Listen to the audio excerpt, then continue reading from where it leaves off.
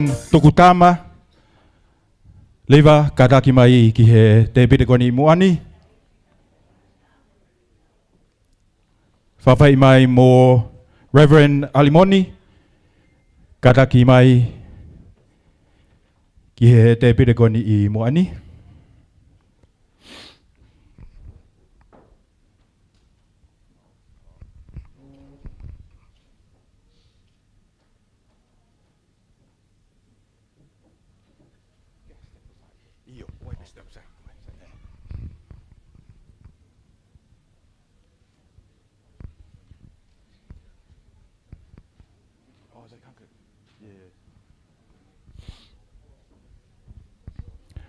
O kutoi whawhi atu mo Reverend Lavingi.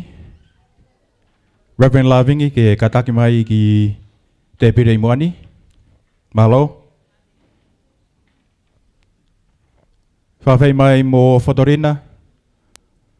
Fodorina kataki ke lava mai ki te pire koni muani.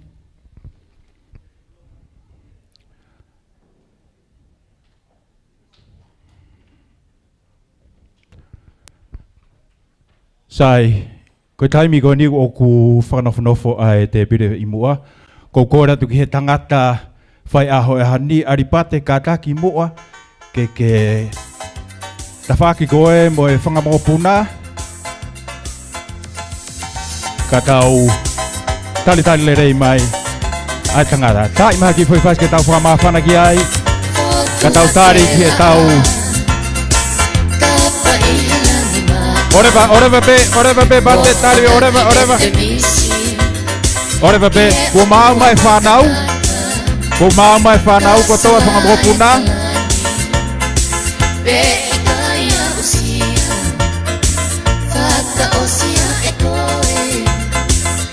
Sam, get over there Richie ka pau ku ke lava muka take ki o lunga ke tau tari mai ai Whakanglangi o e haoni Aripate penisini Pasi mai Malo pate Lava mai Please ladies and gentlemen if you can please stand up Let's welcome the legend Mr. Albert Bensini Mari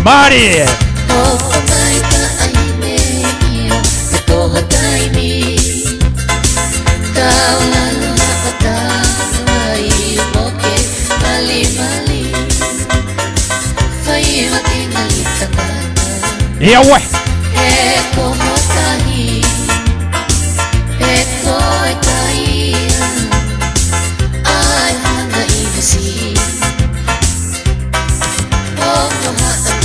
Mari.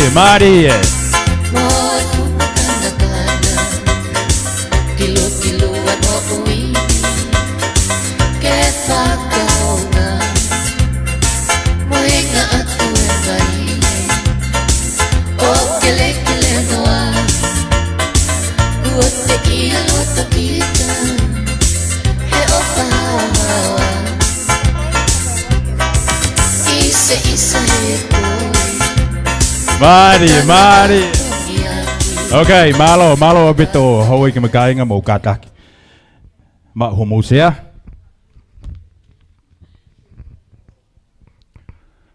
O whakawaha mai pe tau taimi ko e whakauhoko atu e porokalama. Whakawheta iki he ta mai he whaki mo ui o kutawa usia I ngahi ahoko e ni. O kutatali reiki mo tolu kotoa I he wafa o e alo o wha, mo e merino, ai o tua mafi. Whakamaro atu ho mo lava mai e whiawhi koe ni. Ko inga, ko tau walu noa, ko whuaki me langi I tamai o eiki koe ni, ko Aripate Bensini. Tulo watu, pe mo whakamaro ke whanga. Whainga maarie, ko tuku mai, I te au ke whakahoko atu ai o au, o e haoni. Ko ingoa ko ni o tui tuu. Ukamata aki pēa kātonga whai aho e haoni, ai lotu, pe a ko whakawhi mai, a Reverend Tukutama ke kātaki mai o whai ai lotu whakaba pe tau tō kawatu.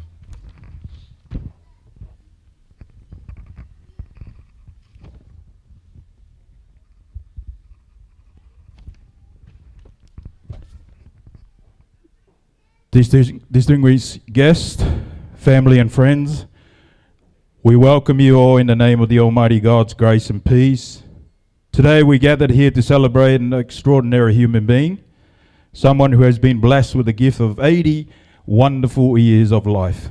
What an incredible milestone.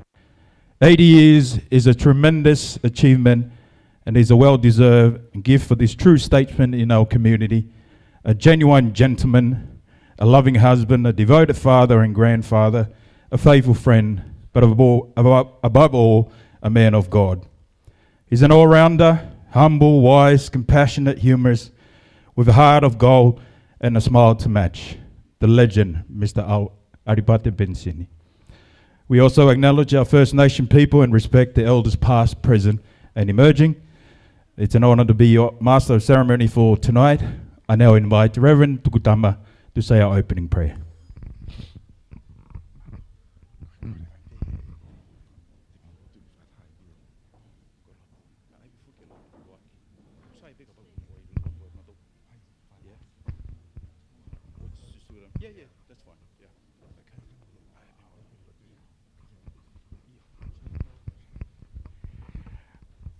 Ko kore beke u whakapapalahen ke MC poni, vevevini. Tumwa ke hu whanga tu talmalu kakato e whanua babelo tu. Kone au whaki. I've just asked our MC, who is the master of ceremony. Therefore, he decides what the order is.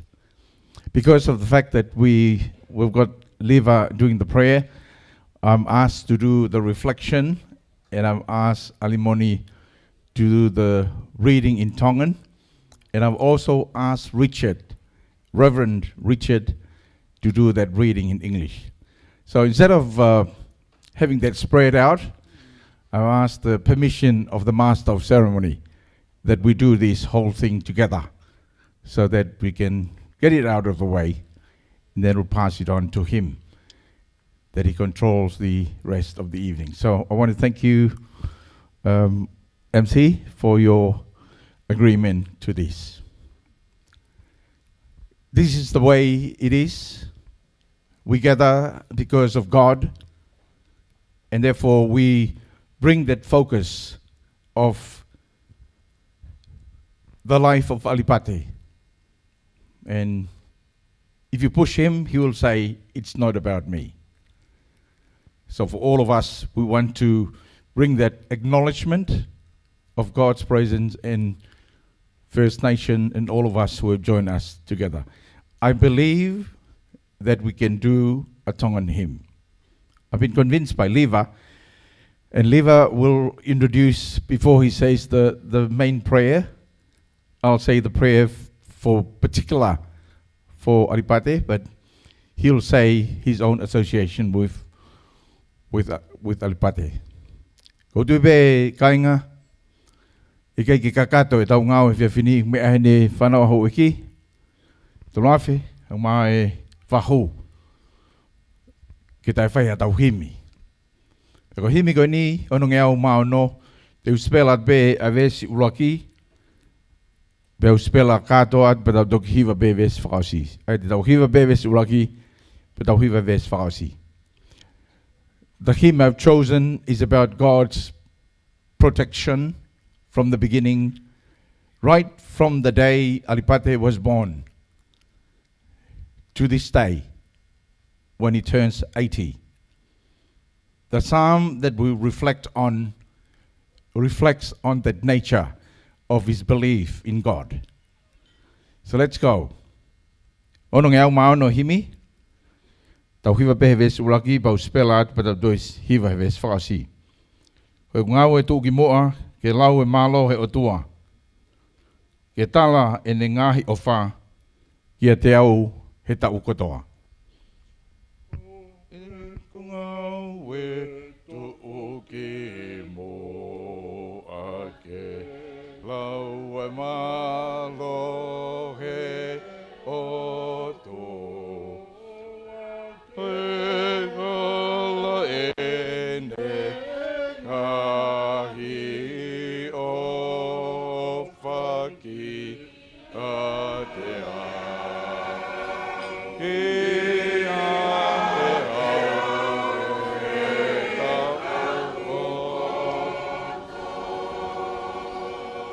Hoku ume mi pana lau te ki ke whanau iau. Pea mo ku vale vale nani iai o puke hake. Ko e taimi foki nā ku fou he vai hala tala vou. Nane awhio he fufu o puke au ke ua humu. Oi he vai kovie e te tangata pe whewhine. Ta kua pau ke utu tā maki ka ko koe pe neu Hawaii. Ko hai e lau e whaingata mo whihi o ni vai hala. Nā kume iawhe to olahi ko e eiki pe nai kai whai.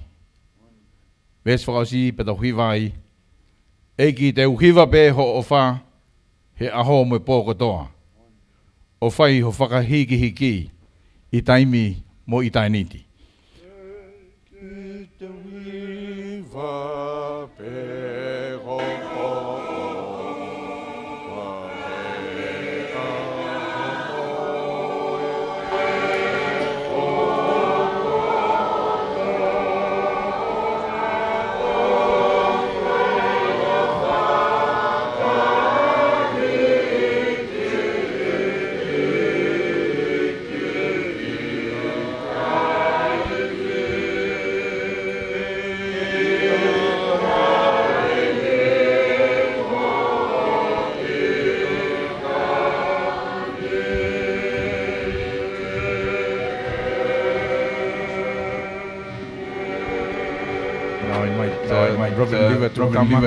say a few words of his association with Aripate and then our main prayer. Thank you, Reverend Kioa, MC, distinguished guests who are here this afternoon. Greetings to you all in the wonderful name of our Lord and Savior, Jesus Christ. From Psalm 118, verse 24, it reminds us that this is the day that the Lord has made. Let us rejoice and be glad in it. For birthdays are days of much rejoicing, a day we celebrate with thanksgiving. Alipate Penisini Ekoi. We come to celebrate with you your 80th birthday. I came to know this wonderful man in 1999 at the Tongan National Conference held at the Marrickville Community Center. I was a minister in Griffith at that time. Later, I found out that he was known as the public officer, the official communicator, Officer Fetutaki of the conference. He was the main connector, the conference voice. And I was very impressed with this man. He would contact ministers and congregations and inform them of issues and information about the life of the conference. He would attend special celebrations and Tongan services. For me, he was a true mate matonga,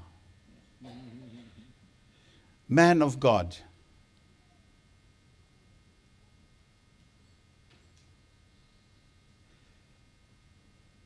Alipate was gifted with two things I just want to highlight. Was gifted with this gift which I don't think Richard has. The gift of relationships and know what to say. Because he would, why I was really attracted to Alipate when he stands up at the conference to make announcement, he makes, make the whole conference roar with laughter. A very special gift to have. And from then on, I got to know him over the years. and especially as his one of his ministers for 9+ years. Alipate, I want to thank you for the good days that we had with you and your family. Your story was one story that I believe that the children have to write that story. A man who went to the Australian High Commission to ask for or apply for a visitor's permit or visa to come to Australia and was given permanent residency there and then for his whole family. I really, and for the grandchildren to listen to that story again, to track the family moving from Brisbane, because that's what I did, to Robinville and to Sydney. A man with a mission, he was a visionary, he wanted to build a life here, which is an example of the same with a lot of us. But Alipate did it very well. And with his formidable best half, Sepiuta, she was the force behind. Yeah. And as we reflect, Alipate, to your story, I really love your story because it's a story of a person who is not, who has that opportunity to go to college like all of us here in the front, or go to university, but in his own way, he created life for his family. And look at Richard, he's now a minister in the Uniting Church. He prayed. One of his PowerPoints is a person who prays a lot.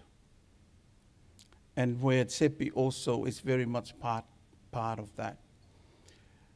And that's my story over the years, Whaiwhikau Kioa, Whaiwhikau Alimoni, that I always cherish these stories as a minister because it's an empowering educational story for a lot of us who try to make life in this country. So congratulations, Pate, and I hope that you will enjoy the night and have a lot of wine and dance on the dancing floor. But let me come with a short prayer. It's not sure about the main prayer.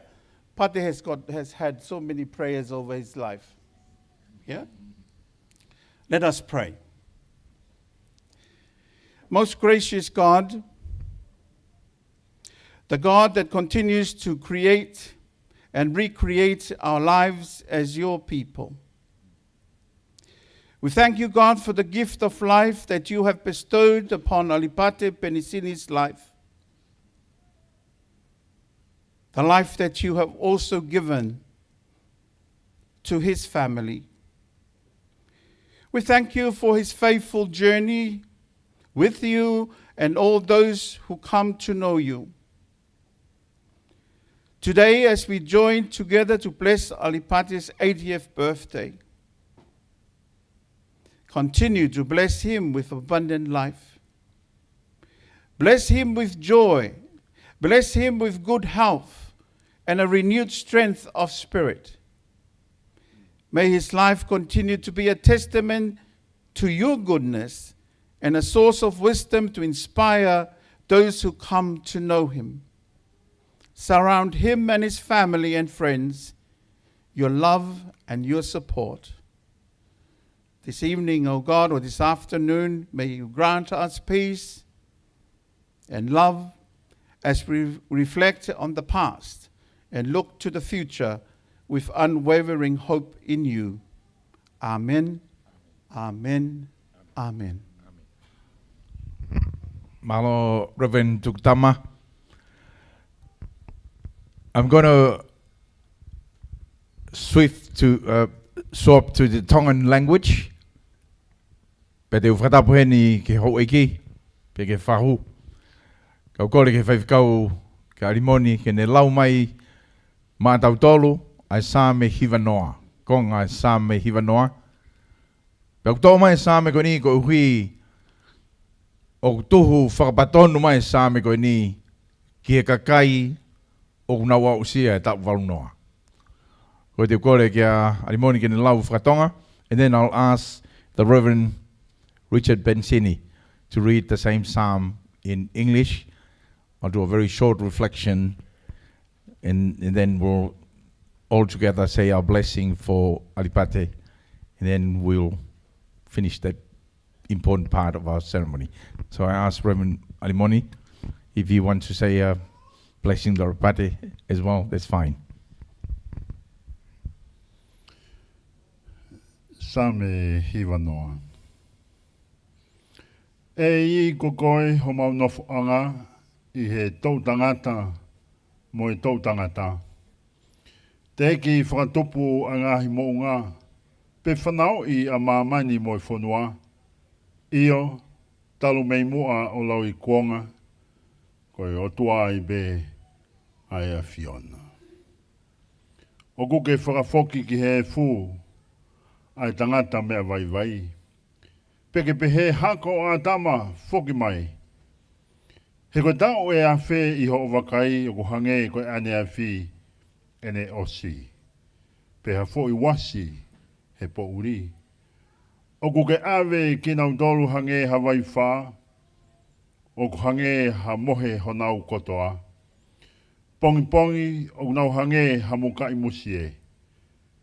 Pongi pongi lanu mata mo televave.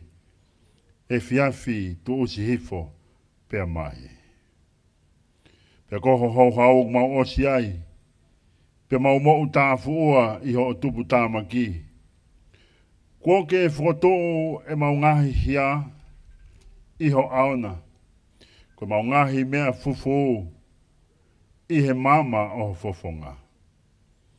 E ko pare ho mau ngahi aho ko tambe I ho hau hau.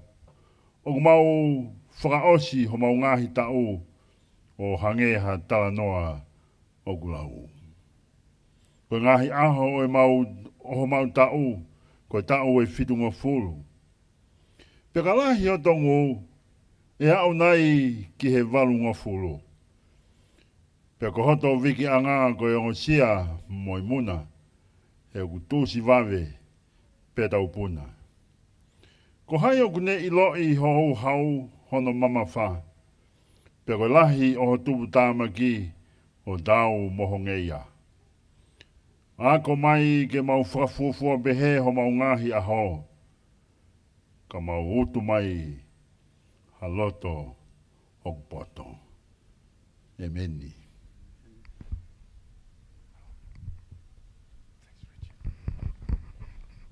Psalm 90. Lord, you have been our dwelling place throughout all generation.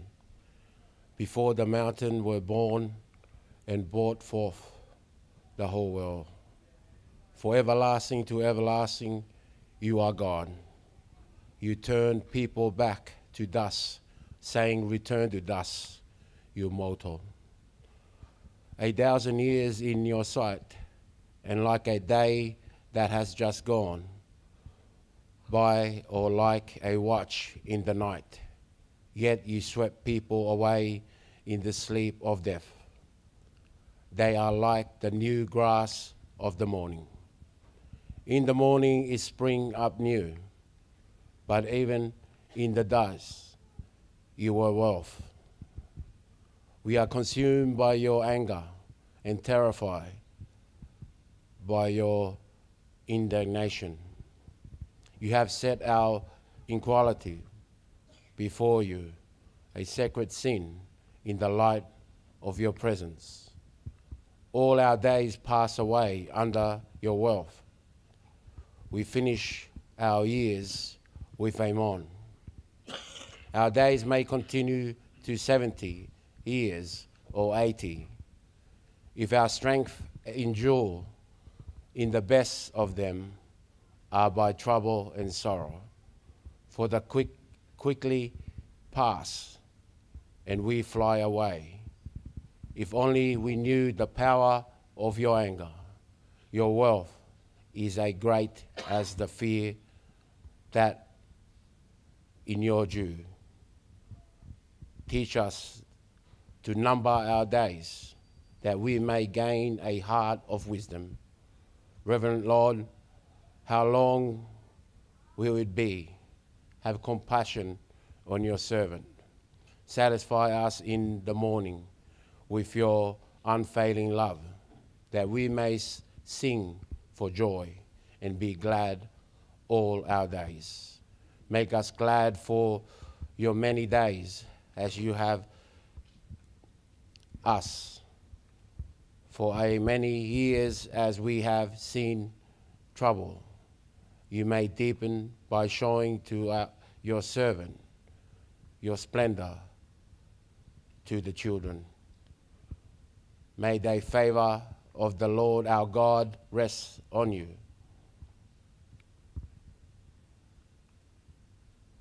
Enabling the work of God's hand for us. Yes, establish the work of our hands. Amen.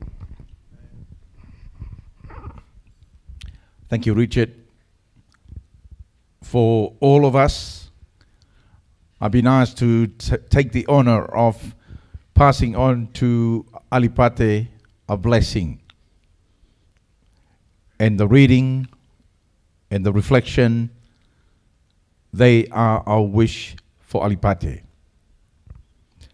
Alipate, fola kutau whanongoa he whiawhini, o une whakawhawhonga i kia te ki mautolu koe kau tauhisipi kia te koe, ai otua, koia be. Koia be ana ne tauhi koe. Koia be ne tauhi koe mehe manawa hau whae mō mātua. Pea o mai koe nuku utui o mai ki Australiani. Whetau laki mo koe Robin Vale. Ke tauhi ki Botsiasiai. Pe whai mai e tauhi o tua o ke hoko koe whalalaanga o e konferenisia ka kaitonga. Pe nai whai whalala ke te koe he taulahi. O tu whakataha heni, whakataha moliva, whakataha molimoni. Sekretari malolo ene e konferensia ka kaitonga. Nā tau ngāu e mo koe. Pe ko whainga lau mali e o ke ngāu e aki o tōtō iwi. Ka kia ha mea whaingata kia te koe. Kohi koe o tua, koia nā ne ngauhi koe, pia kune tōtō whakafo au hoi iwi. Pia ku tō mai he sāme o whiawhiko ni, ke tau kau whakataha mo hau eki, mo e whahu. Ka maho tau ke te, ke whakawhawhonga e whamiri. Koe o tua pe, Alipate. Whamalo ke sepi. O malo ke whanau, whamakapuna. Ke lawa peo lau, ai ngahi tāpua ki kutuku mai o tua ki ho moloto whare, tāpua ki o e tareniti, tāpua ki e poto, pe tāpua ki o e lue vae i he kere kere. Koe te kotaha koe, koe te kotaha anga whakatamai o eiki. Whakatau ki lalo. Koe whainga sipinga ia ai mo ui a sisu kalaisi. Pea koe sāme koe ni kutuku mai ke tau whanongoa. Kātoa ki mautoru heni i he ahoni wina utolu mei tonga mo i waha wholau o une whawhawhai. Ai mau whakatawangi ke o tua. Kene toi atua taulahi. Koe toi haha taulahi Alipate ku kia usia e tau whaka lotu.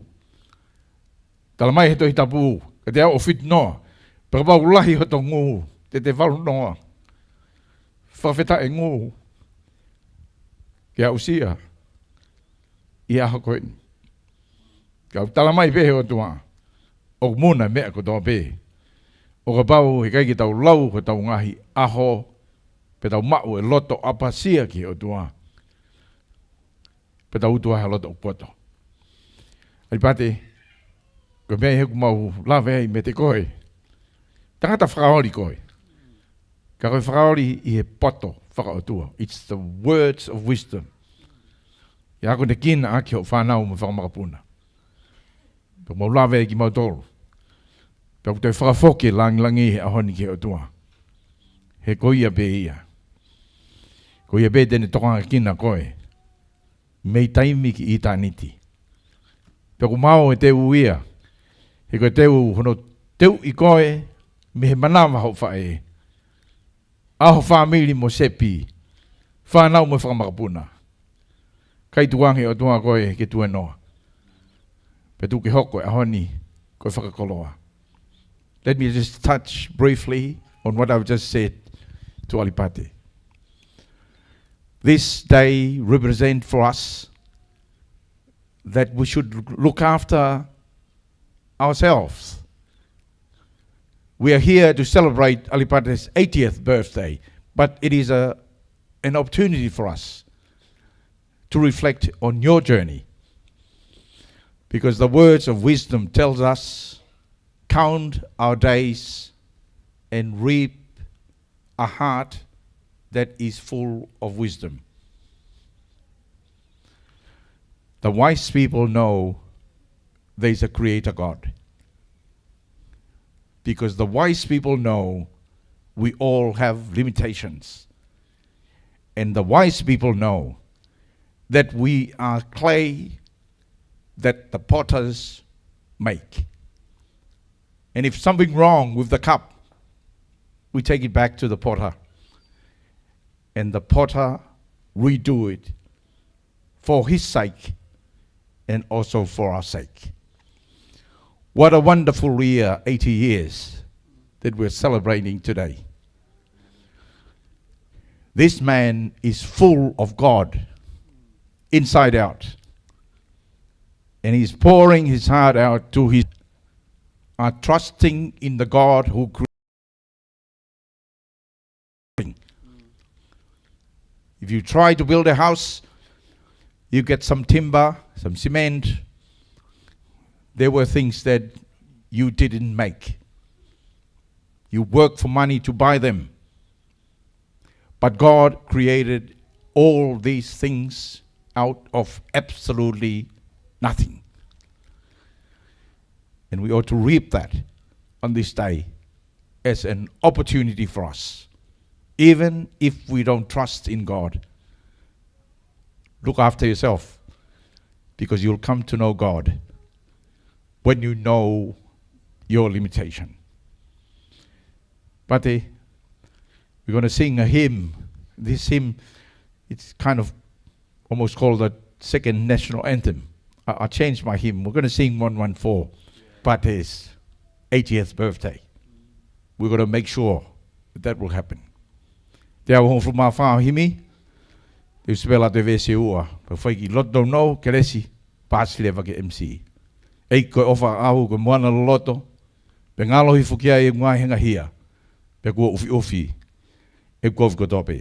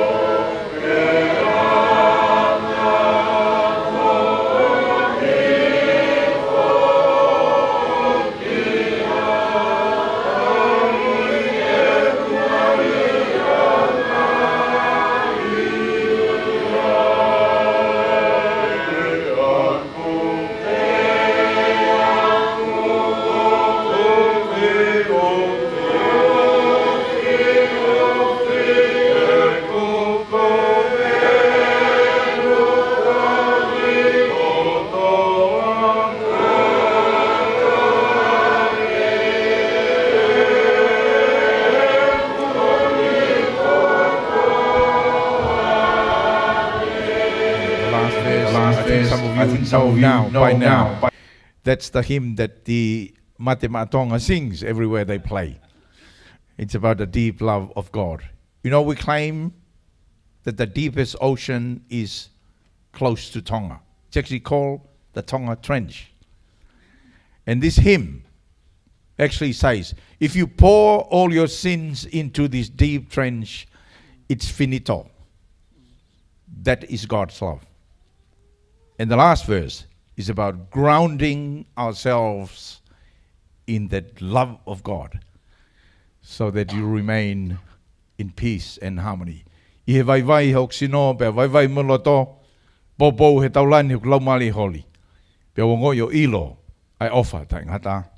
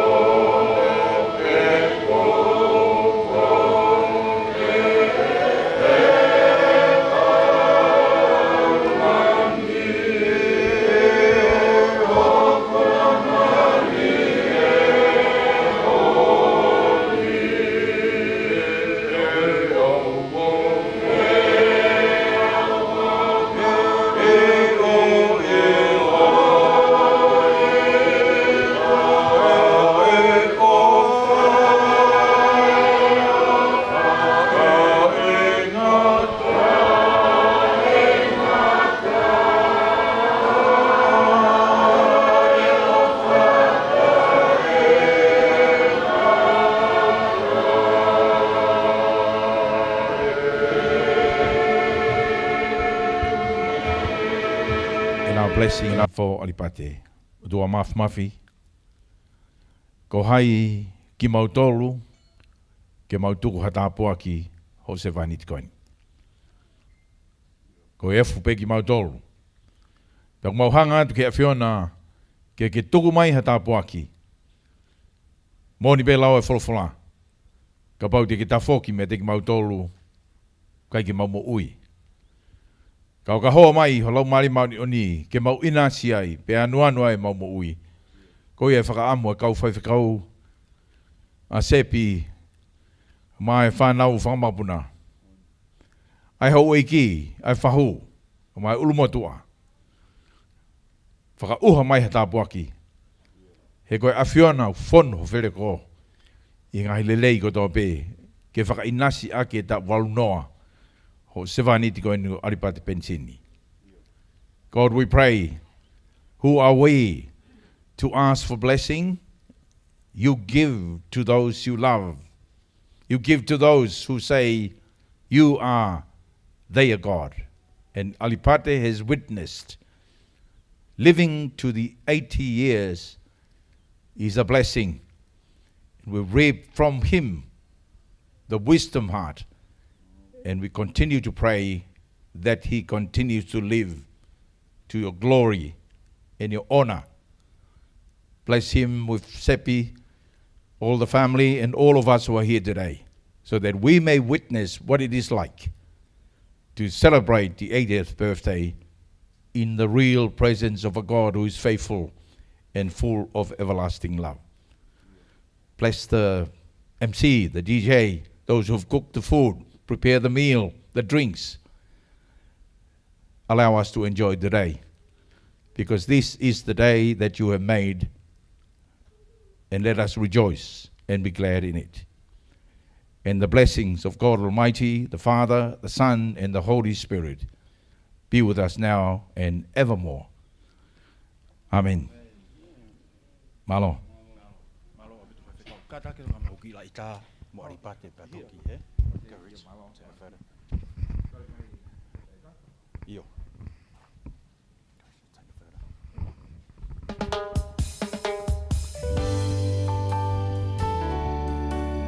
Whamalo atu ki a whaiwhekau ki oa, whaiwhekau tukutama, whaiwhekau alamoni, peamu whaiwhekau pensini.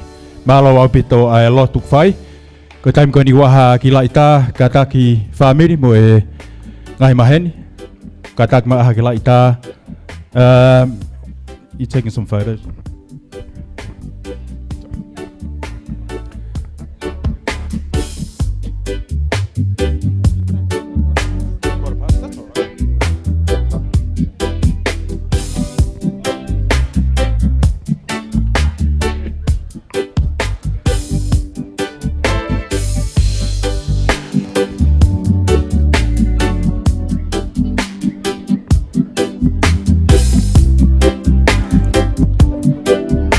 Maria.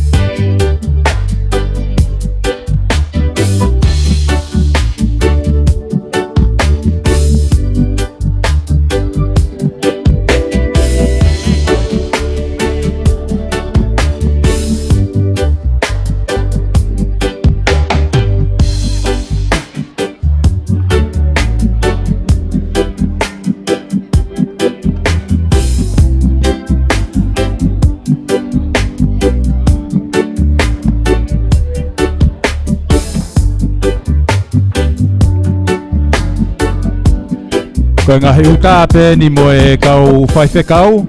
O kulahi pe taimi a anai ange. He ngahi taolunga ke whai ha ngahi whai tā mo e o wawe keke. So ladies and gentlemen, this is just a quick photo with our Reverend today, who've done the blessings for us and for Alipate.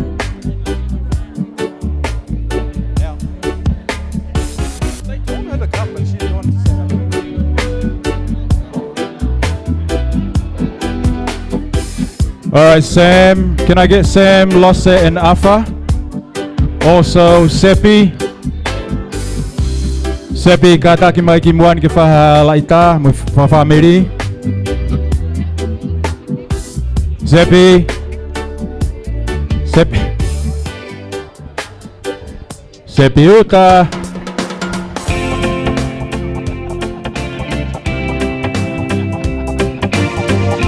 Iwi. Ko tau mawhana ko lawa lotu. Mari.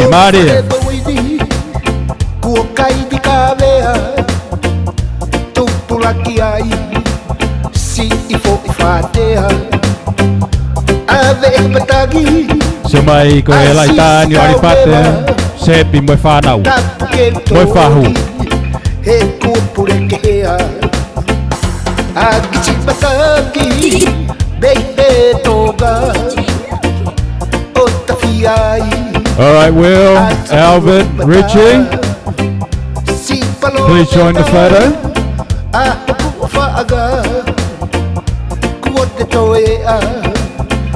Oh, Bree, sorry, Bree. Sorry, Bree.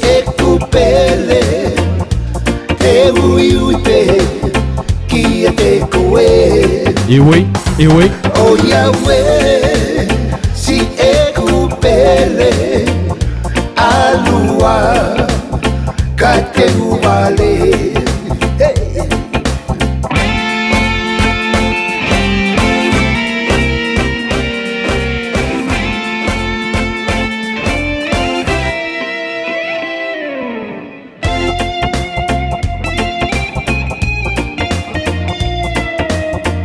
Oh, and Damien. Mea mai tangata Britania Gondi. Ladies and gentlemen, from the Great Britain, the King of England, Damien Pensini.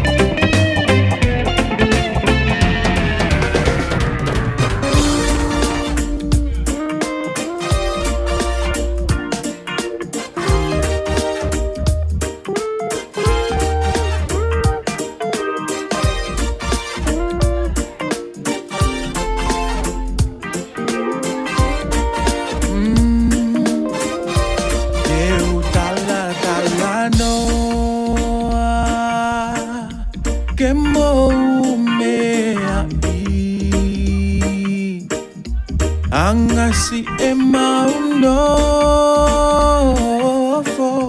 e abiako Kotalusi e mau Moe kaiamu We mani o ke ofu Kotalo paku Nga uwe mo ua Tu uhela Hela lokasia Ota e ofa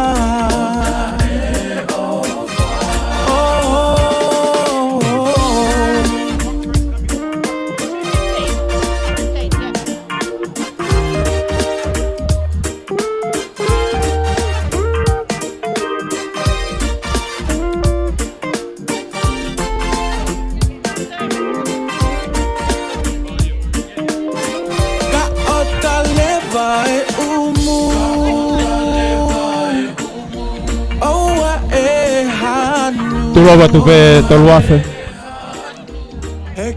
Fatulawa tupe Hawaii. Kake mea mai ki heni ki he. Ki laita mo Alipate, malo.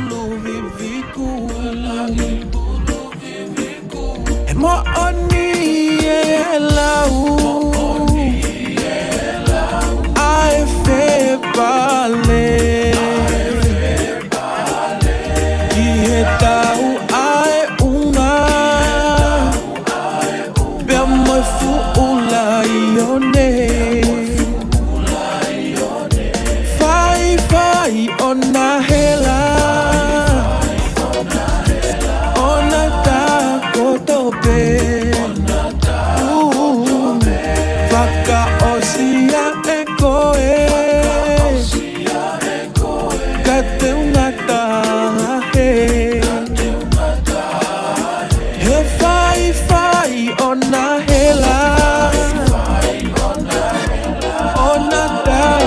sope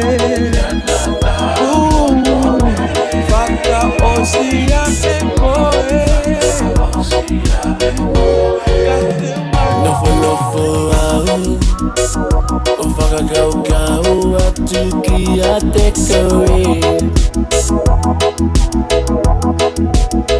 Toku ne misi Neta I palata isi no koe Ahaki hau Dako ete si imono munabe Si ofa anga Como uini Mei kukife Alu ai tahimi Eku mana tuki te koe moa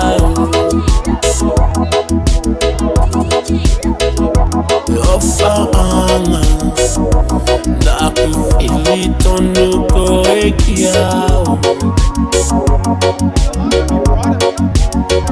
Alu koe Kau ukepe eta whaka papau Koe o whane I te uluwa Tu yamaa Si e te nofo O manatu Iho inisi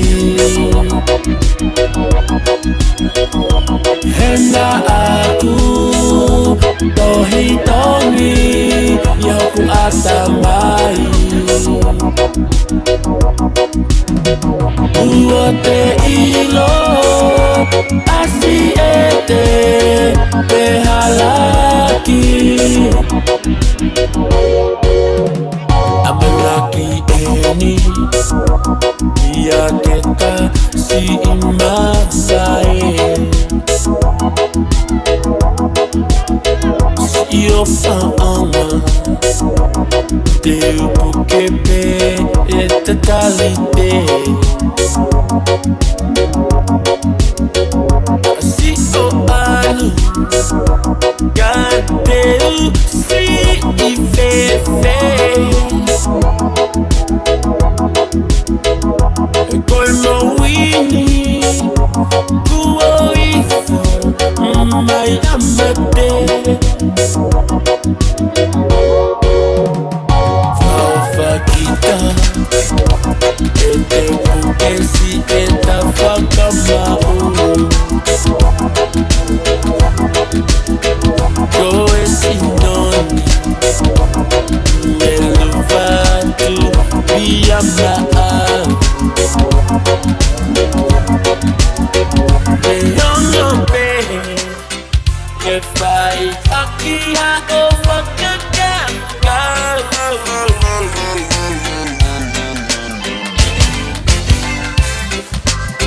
Hey, don't get clucky, mate.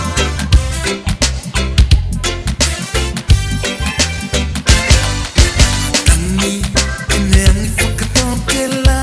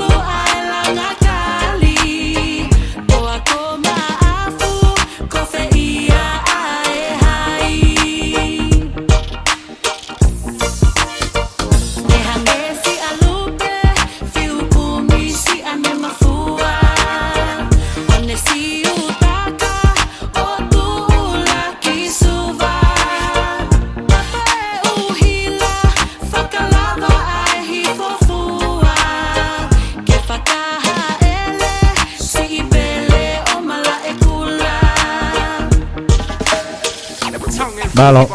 Let's go. O ia ue silo olive, deu si fe, ko si po mo mo e kumanatu atu pe. O biru ke eva, I ulodona, neonga anga me ani e ke kakape e ko fa ke o si kilo e o for my baby. Sama oni boy.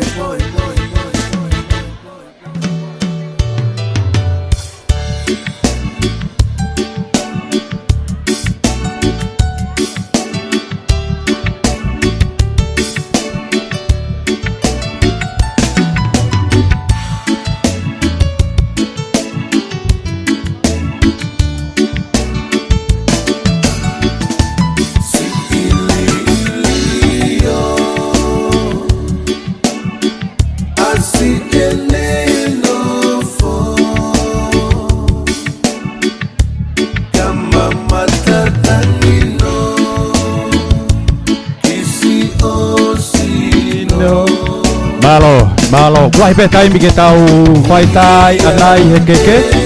Pea ko whawhai mai a...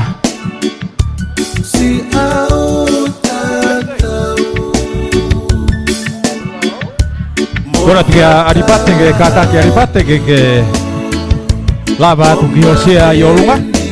Malo, kataki hawai ki maka inga mau lava mau sea. Ka e whakaiki ki atu e tau polokalama. Ki mua pea hoko atu o whamalo lahi heni ki a whaiwhikau Kioa, whaiwhikau Alamoni, whaiwhikau Tukutama, pehe whaka whaiwhikau Pensini I he lotu, ko whai ma tau tolu I he whiawhiko ni. Pe te o tulau atu pe howeik, tolu awhe, kataki whakamore pe, ko maa whanai aho, pea lera I pe mo ula I tai muani. Kataki. Ko ia I howeiki mo kainga, tai lele I mo tolu he tai nimi. Na lere pe tau kamata pe e tau polokalama ko tonga pe au ka ku le whakare whapalangi pe. Kai gehe, ko si mau mai tau kau whawhe he pon, pe ko taimi ko e ni e tuanga re vai ki he whare ke nau tuwha mai ai hikinga uluaki o mea toko ni, pe e hoko pe tau tātā whasihi ke tau whamama whana pe. Ko e lava ko ia te whawhei mai rewa Kawala Pensini, tangata me I tonga, ke lava mai o whai a e rea taritari o e ahoni, pea hiri ko ia pa toko hoko ate tau pokalama. Ko ia e tau ki malolo, tau fia, whakamalo lahi ko lava e tau lotu, pea ko mau mai e tau kau whakawhi. Ko ia e ko taimi ko e niko kore peke he DJ, ke tā tāme pe tau ki whasi, ke tau taritari, ai ngā aue ai whare, hiki ngā ruaki ho mai, lava pe ko ia, pa te whakawhi mai rewa a Kawala Pensini, ke lava mai whae rea, kau tuku whakahau atu pe. So, ladies and gentlemen, I think all our guests are here. We're running on Tongan time. Great. But we are on time. Surprisingly, we're on time. So, if we've got to start, we've got to start. Again, I acknowledge, big round of applause for the birthday young man, Alipata Pensini. The legend, the myth, the man himself. 80 years old and he still looks 50. Also known as Ali Beauty. Hey? Ali Beauty. But that's what we come to know from Ali Pate. A man of God, a man of sense of humor, and a man of the people. So right now, for those of you who first time are here to the venue, I just want to let you know the restrooms are on your right here. Everyone knows where the bar is. You know where you came in and out. So please just, if you need anything, a lot of the staff are around here. So just mention if you need anything. Bar is open. So I think that's on Will. Will's paying for the... Thank you, Will. Good man. Everything going for Granddad. But all in all, we're here to celebrate a statesman of the community. In the Tongan community, this man is well known. So we're so proud of everybody to be here. We're going to take a short break. Entree is going to be served. DJ's going to play the music. If you like dancing, get up here. There's plenty of room over here for dancing, okay? We are Tongan, so we love to dance. After the entree, we have a very special guest from Tonga. Kawala Pensini is here with us. He's going to say the welcome words, and then we'll kick on our celebration for today. So sit back, relax, enjoy the entree and the music, and then I'll come back in about 10 minutes and we'll continue. DJ, please.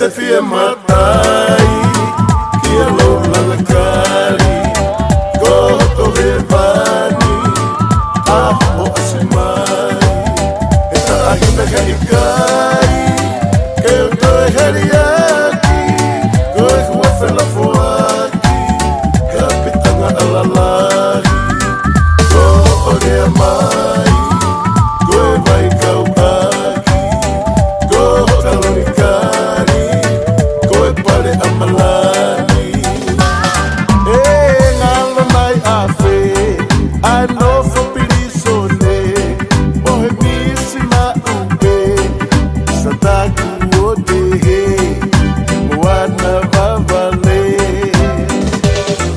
Taku o te si au hia Sio ata maari whekina O o o whakia te kita E kua te si au hia Tonu hia e whai e kita Sia te fia matai Kia lo langakari Ko hoto he vani Aho asimai Sai, hoi ki makainga. Ka kona o ku o mai e tau mea kai. Ko whakawhai mai Reverend Raymond Joso. Ke kātaki o hao o whaihalotu ki tāpua ki e tau mea toko ni peta ro kawat. I'd like to invite Reverend Joso to say a prayer for the food before we continue. Malo. Good afternoon, everyone. Especially happy birthday to you, Alipati. God's grace, like how Fefakau Kio has already said, will always be with you. Birthdays are always a reminder of God's love to us, isn't it? For 80 years, we witness God's grace. Alipati is not perfect. We all know that, yes? But for 80 years, God perfected him. And I'm here to celebrate and witness that miracle. Alipati, you are blessed by God. And today we see a blessing as well. I hope you enjoy this. And Seppi as well. Seppi is a very busy lady. She is preparing the whole world, not just Tonga. But both Seppi and Alipati love God, puts God first, and that's why we celebrate the miracle today. Tomorrow, we may not be here. Tomorrow, our life will be lost. Tomorrow can go. But today, we celebrate because God's grace continues to be here. So as we eat the food today, remember of the love of God for all of you here as well. Remember that we are all here knowing that God's presence is with us. So let us pray together for our meal. Heavenly Father, we give thanks for the celebration. We give thanks that today we're able to celebrate Alipati's 80th birthday and to witness your grace. For 80 years you have been with him. For 80 years you have guided him. For 80 years you have stood beside him. For 80 years, oh God, that you never, ever leave him. And so, Lord, what a blessing today that we're able to eat together joyfully in rejoice because of your love towards Alipati and for all of us here. So bless the food, oh God. May it be a good strength for our physical body. May we continue the works of Christ wherever we are. In the name of the Father, the Son, and of the Holy Spirit.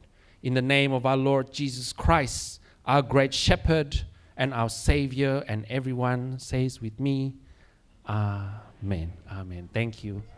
Thank you. Malo bit of also. Thank you, Raymond. Ladies and gentlemen, enjoy your food. Give us about 10 minutes. I'll give you some. Don't eat too much. There's more coming, okay? So don't fill yourself up. We want you guys to dance a little bit and adult alunga later on. So enjoy, but don't over-enjoy, okay? Whamalo lahi. Taltalere ki mautolo. Ko aho fiafian. Aho eno tua. ta uvalu noa ki he tangata i ki koe ni. Koe ia kai, mo enjoy the food, 10 minutes and we'll go on. Malo.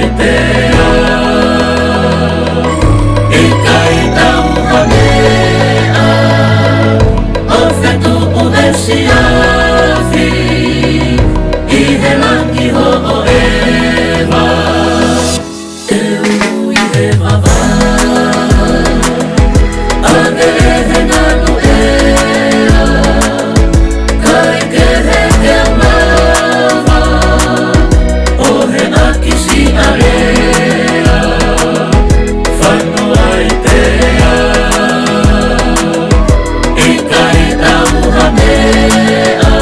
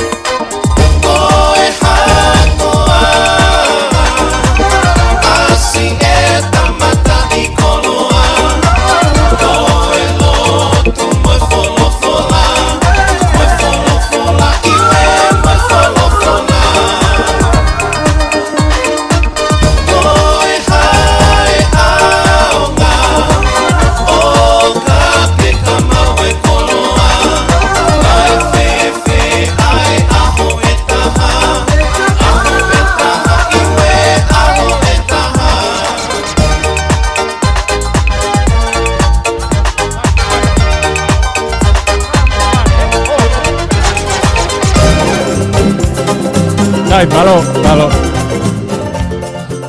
Sai malo apito hawai ki makainga. Whakatula watu pe, kai whakahoko watu e tau polkalama ki haoni. Hange na u whakarea to ane nai, ko taimi ko ni, ko whakawhei mai kawala pensini, ulava ma kawala mei kolotau ko hure, ke whakataha e hie kātoanga oia okwhai ma aripate hako ni. Ladies and gentlemen, our first speaker for the evening is Kawala Pensini from Tonga. Give a big round of applause, please, ladies and gentlemen. Malo.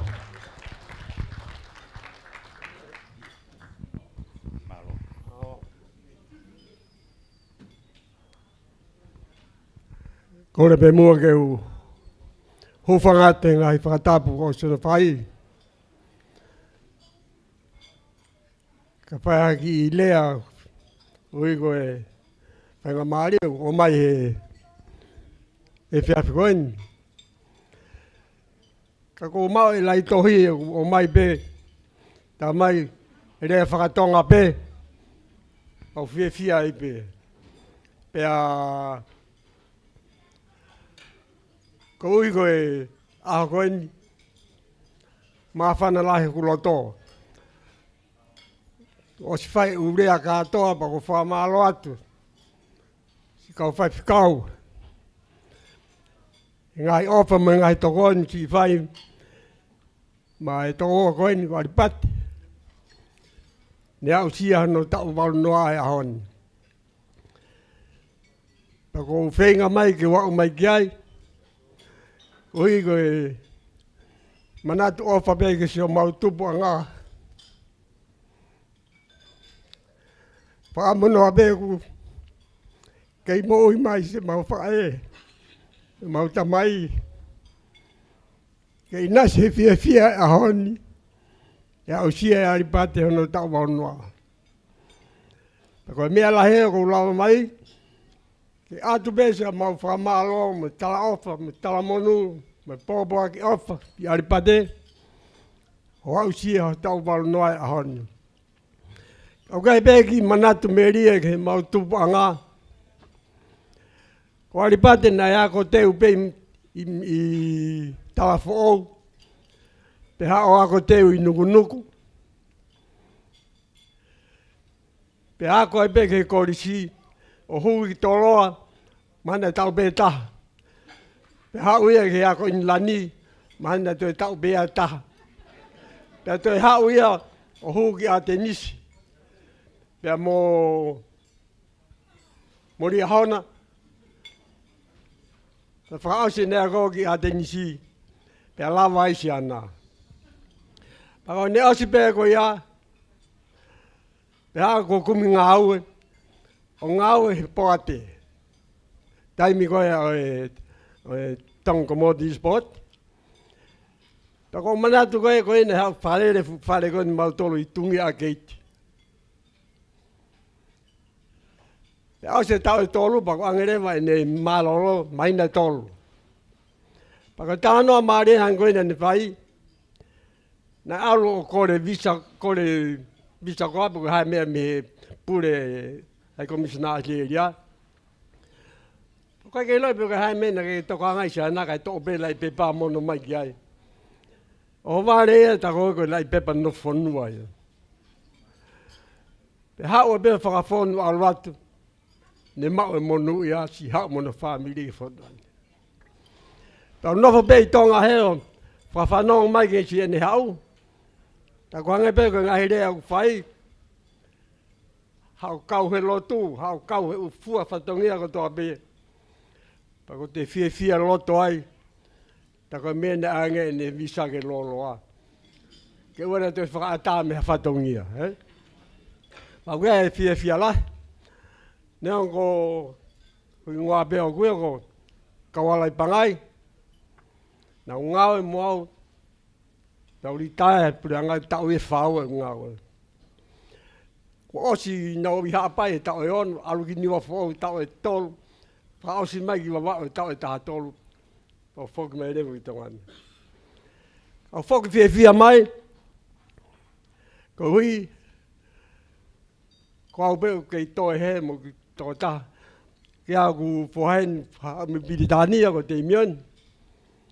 Alu e he vai ngā mo e mo a ko pe ali a ki mautou ke no foi al wata fonu ma pe a ia fia lai mo fi lo mo ia hon o ki mo tolu ko fia ko wi ko mo tari fia to ko wan mo no hokosia hono tau walu no ta ki ai be ai ofala ki te ko ali pat Masi sepi mo tau hiok whai, ka masi whanau. Sia pe ka sepi hiok maro ki mauiwi pe. O hui ki whai aki se ono tau hui. Mo ui a aripate. O hui ki whai whatongia mai. Ka maro se ne kei nofo maumpehe lotu mo ka kau whai whikau. Gai fia lahi ai. I taimi kone ko lawa mai, mo ofala atu ka ki motolo. Whatawaka pe. Hoko koen aho tau hapai ko toa pe toko wan tō ke malu ofa o tua ku ne tauhi ne mo ui. Ko i o kaha rea whiunga ka kou pōpaki ofa atu tua wat malo. Pas mai ke le o lahai ka kawala si whanonga mai me tonga ke hao o kau i he porokalama o e honi. Malo abeto kawala a rea o whai. Ko ia ko ki time ko ni tau i malolo pe DJ ta mai be tau ko i fasi ko hoko anga tau po kalama he lava ki fasi ta hape ua tau hoko de ki wow e tau ke tau hiva happy birthday ki aripate ko ia ki min be ho fulu ki time si pe tau hoko atu DJ please a couple of songs for us and then we'll move on to our cake ceremony for the afternoon malo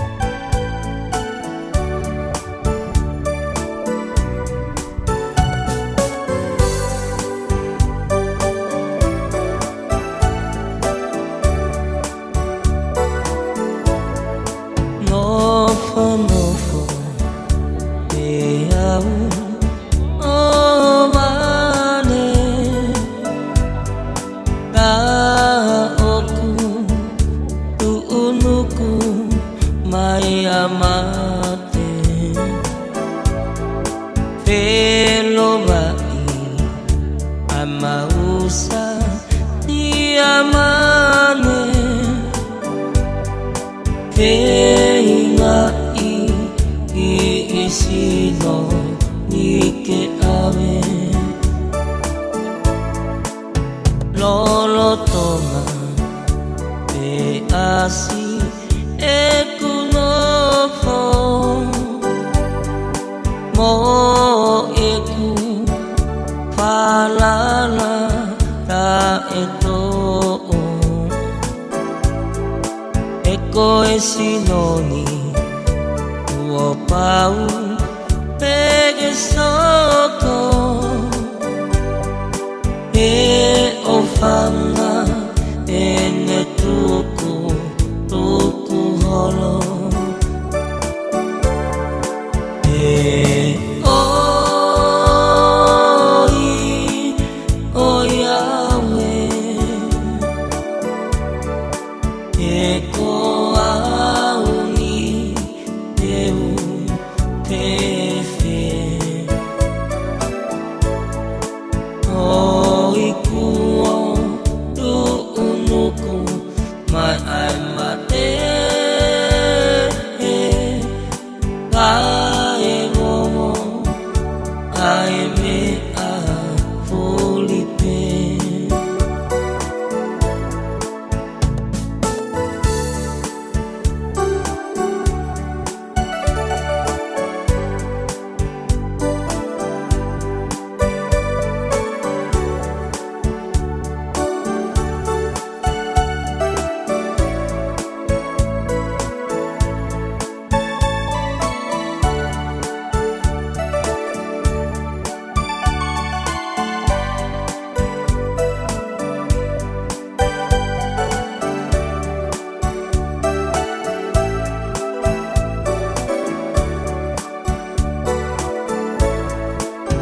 Lolo tonga E asi Ekunopo Mo eku Falala Ta eto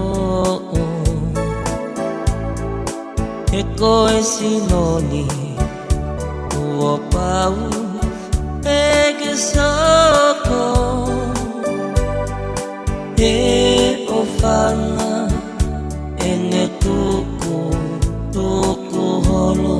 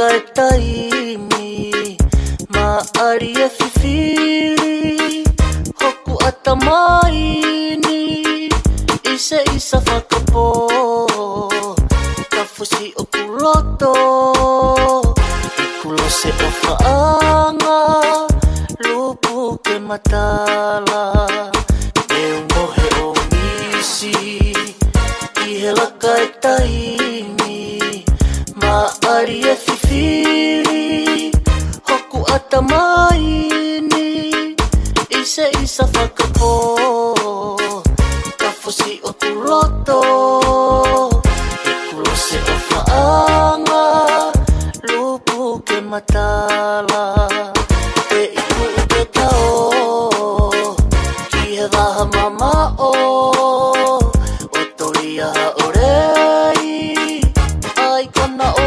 omai Pea tahe ka pea Sei aho no haha Peko hai tene lau Peko hai tene lau E si oto salu salu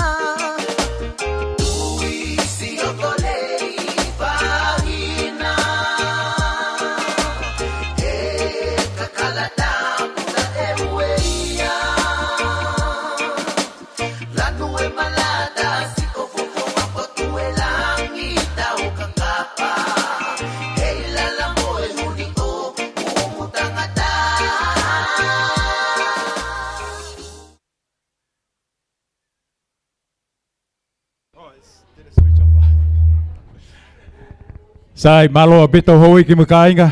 Ko e taimi ko ni ko whawhi mai a Aripate Pensini. Ke kātaki mai ki Muani. Ke tutu e tau keke pe tau hiva happy birthday.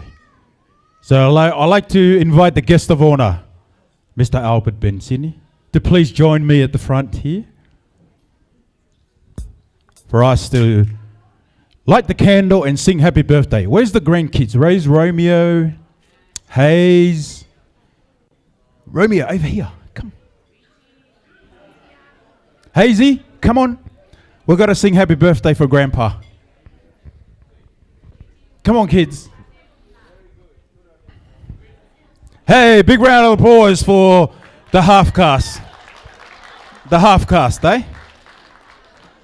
Over here, kids. Over here. Here, Romeo. Over here. Come here. Romeo, over here. Here, Hazy. There we go. There we go. Kataki. Koe maupe e tau.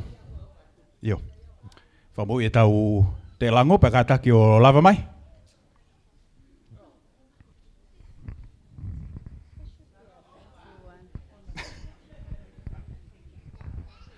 All right, is everybody ready to sing happy birthday? No.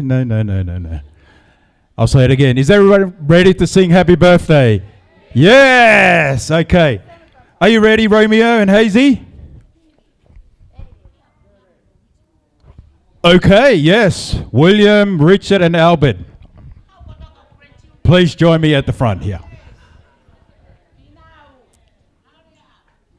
Finau.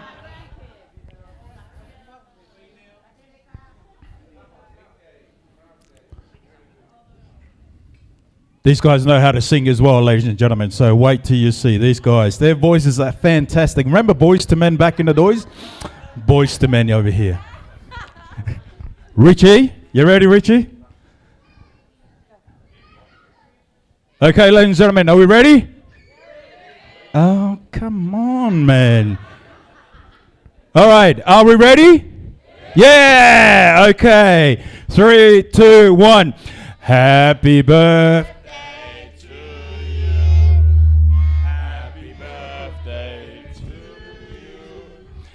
Happy birthday, dear Pate. Happy birthday to you. Happy long life. Happy long life to you. Happy long life to you. Cha-cha-cha. Happy long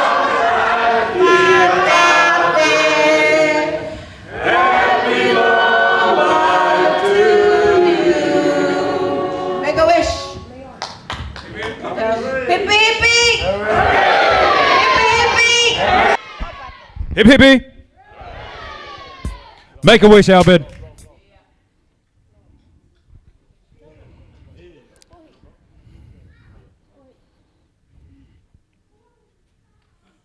Yay! Big round of applause.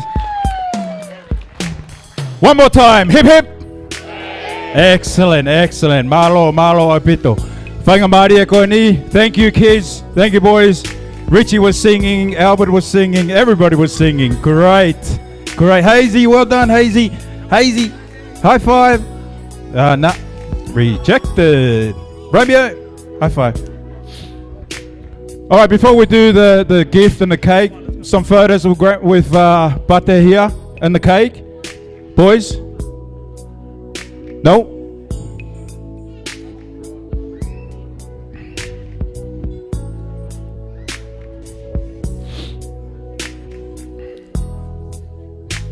Boys, come take some photo with Granddad here with the cake. Make up, Rich. Oh, you got it?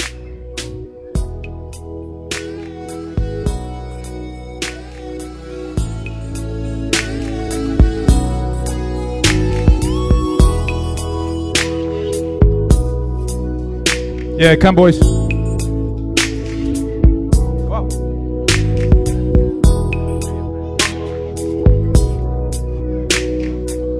Ko wha more atu ki he whahu ke kātaki o lava mai ki whakalai tā mo Aripate I he keke. Pe whakatula ua te pē kau whai whekau, kataki kau whai whekau, ke mō lava mai o whaha ki laita, mō aripate i e whoi keke he pēa toki. Hoko atu ai whaki ai pāre mo i keke. Mālo.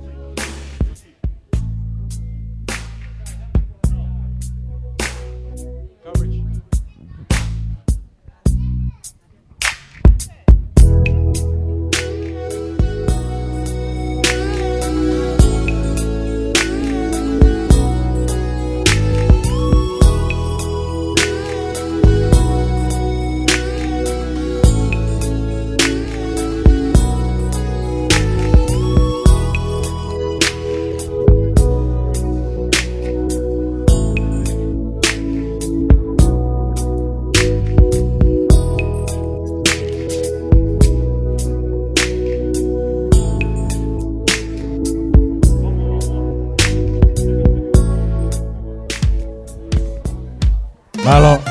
Okay. Malo kids. Grandkids. Malo.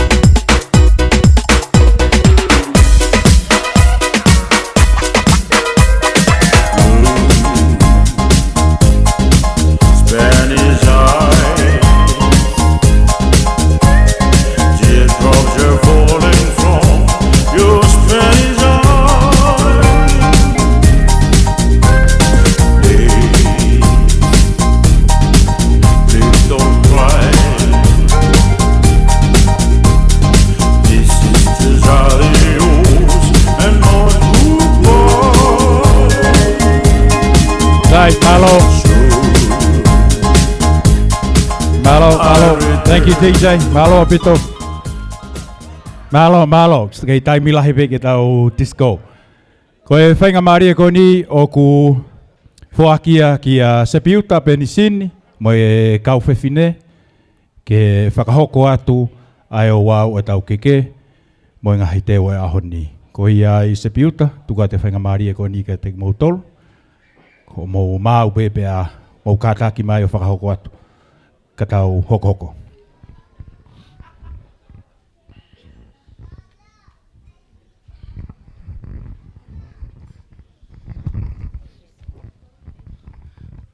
Tapu mo ia fio ai o tua i o tau lotolotonga. Pe whakatapu atu ki a tolu afe mo hou eiki. Whakatapu atu ki whai whekau mo haa whai whekau. Whakatapu atu ki he whahu o Alipate Pensini.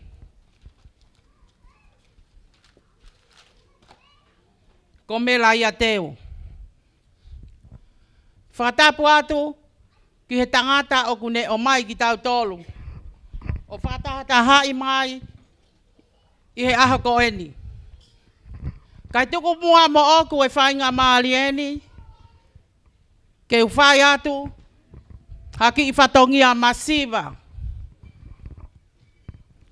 Ai hoa o whaanga o Alipate kai pehe ki he whanau mo whangamopuna. Koi aho e nia, koi aho e whakawhetai. Koi tau fitu noa o Alipate na e lotu i tatau pe i heni. Pena iai hono ngahi mau, mono ngahi taanga. Koi hui ko loto ia o sepi.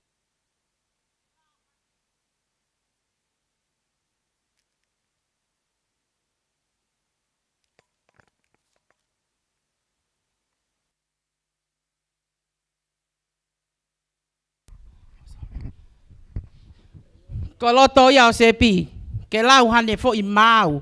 Ke whakamanatu e taimi na e tai e Alipate. Ai hala pere pela ki he kere amaka. Ka koe ahoni. Koe aho pe o whakawhetai mo lau folofola.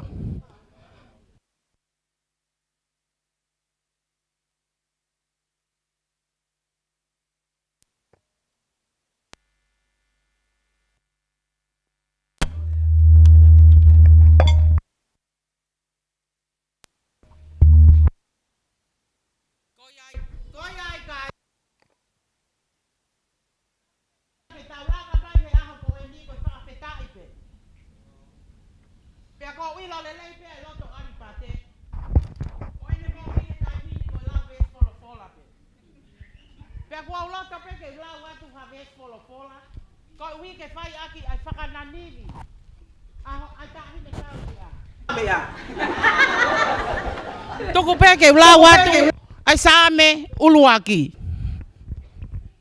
Monuia ka koe tangata koe. Ko i kai fau. Ene whakakau he whakaotua mate. Pe tu i he halau i kau whai kovi. Pe nofo, i he nofo anga o haa manuki. Ka koe lau a sihova a ene manako. Io, i he lau o ona, o kune whakalau lau loto aho moe po. Tene hange ia koe a kau. Kua tō ki he ngahi mangai vai. Aia o kune fua i hono tō ukai. Ko hono lau foki o i kai mae. Pea neongo pe koe ha, o kune whai, o kune monu ia pe. Oku ikai ke pehe ai whakaotua mate, oku ikai. Ka oku nau hange koe kafu. Oku viringi ai he matangi. Ko hono ia i kai tu ai whakaotua mate i he whakamau. Pe koe kau whai kovi, i he whakataha o whai totonu. He oktokanga e si hova, ai hala o si whai totonuna. Ka koe hala o e kau whai kovi, e auha. Koe ai, loto peke ave ake vesi koe ni, ai whakananivi, ai hoa o whaanga ki he aho o Alipate i he aho koe ni. Koe keke ulu aki,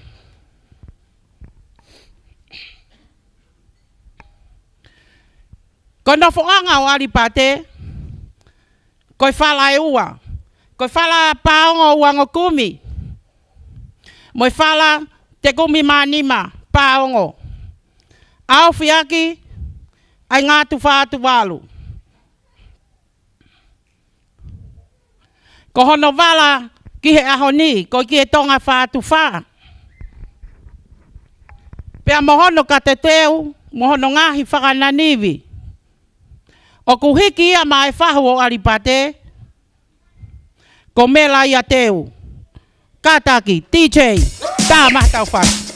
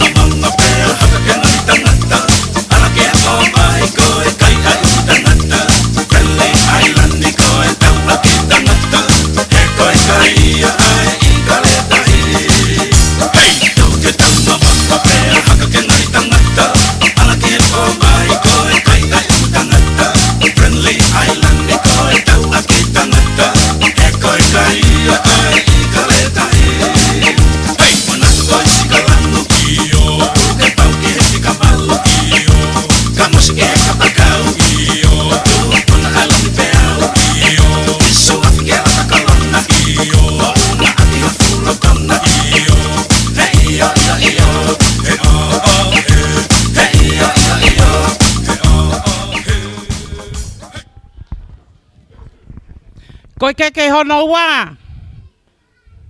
O kuhiki aki ia. Ai falafihu. Te kumimanima. Pea moi fuatanga. Kato teu mohono whakananiwi. Ko ke ia ai hou eki. O nuku nuku tolu Afrikaho.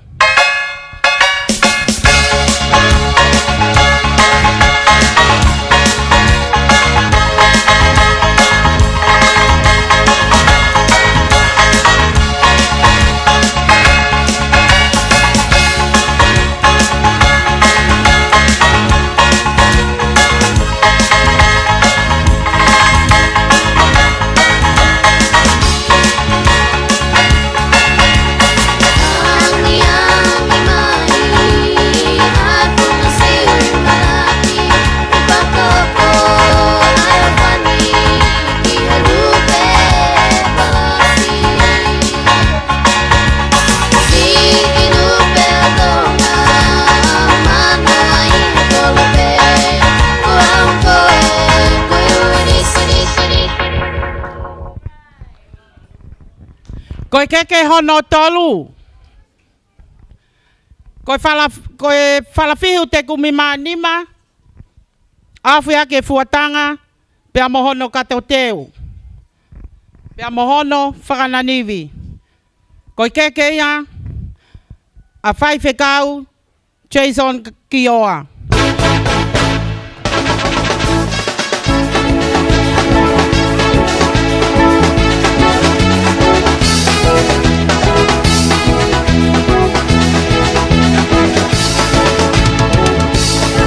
Lagi mai tama ke tal tue, lagi mai tama ke tal tue. He tua matani whakatete, he tua matani whakatete. Mutau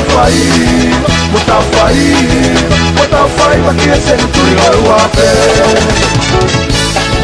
Hopoela a oi, o tutonga hopoela a oi, o tutonga unua ki ai si o tanuama, unua ki ai si o tanuama. Tapa saat, ki pesi o tuanga opa.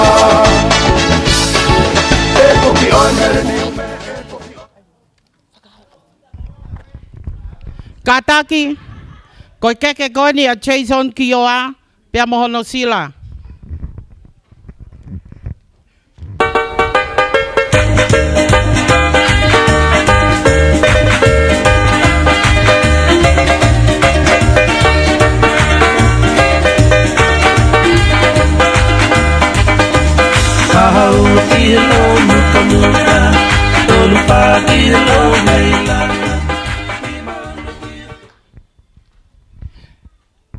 Ko keke hono wha. O ku awe akia ai sila, pia mohono whakananiwi. Awe ia kia whaiwhekau, Leimon Soso.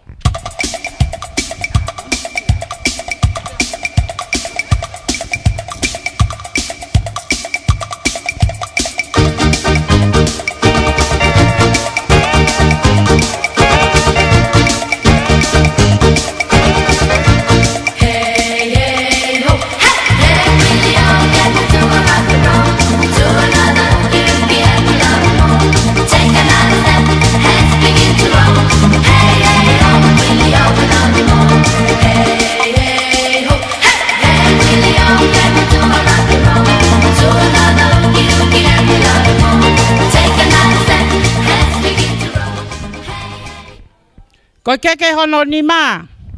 O ku awe aki ai sila, pia mohono whakananiwi.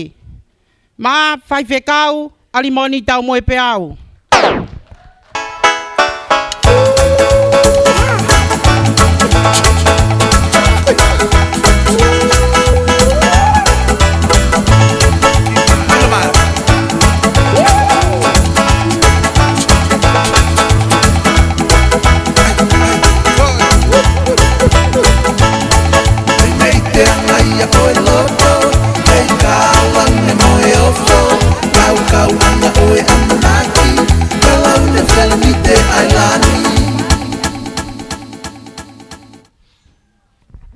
Keke hono no.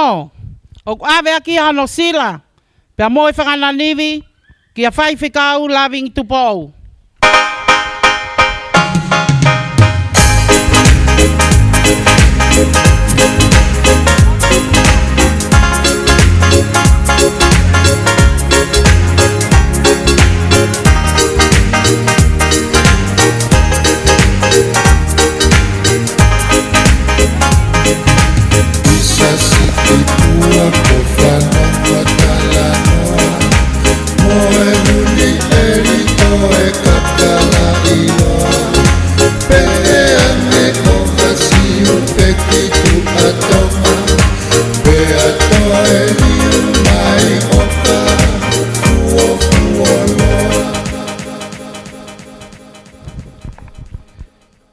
Keke hono fitu.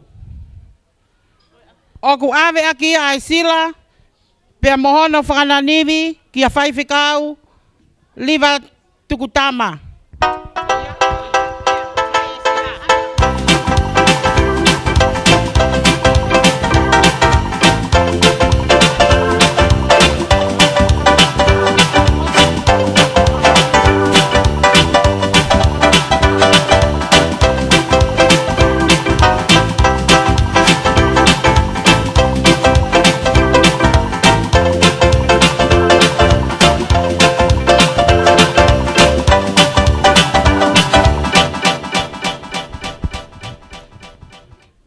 Keke hono walu.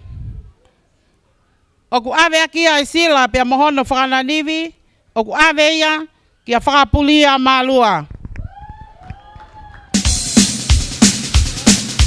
Come on everybody, come on everybody.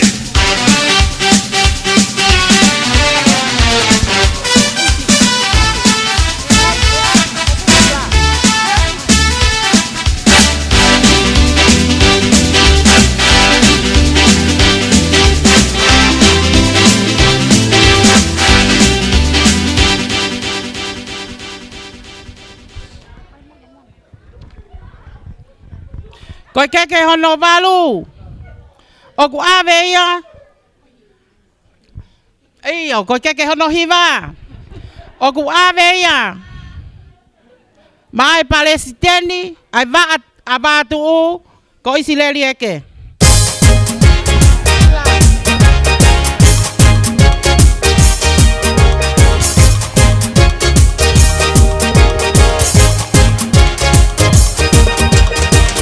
Satana liko liko, lele hake lele hifo, ihe hala piko piko, mama mio. Satana liko liko, lele hake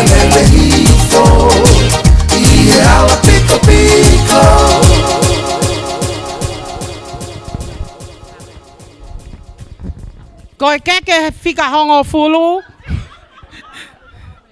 Koe keke ia a koe moau. O whalahi atu.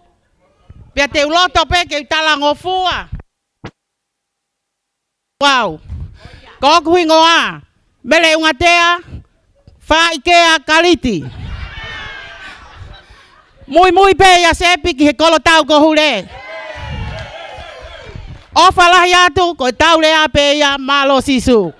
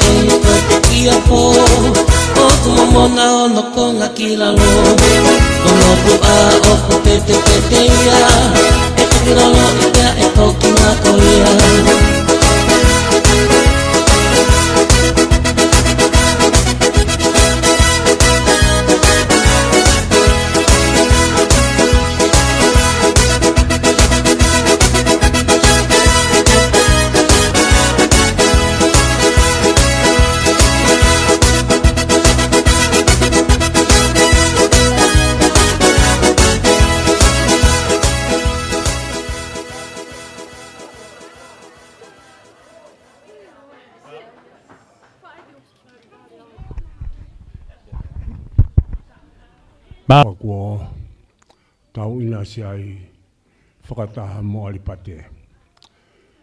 Tap mo tolo awhi moho wek. Whakatulau atu ki he kau whai whikau.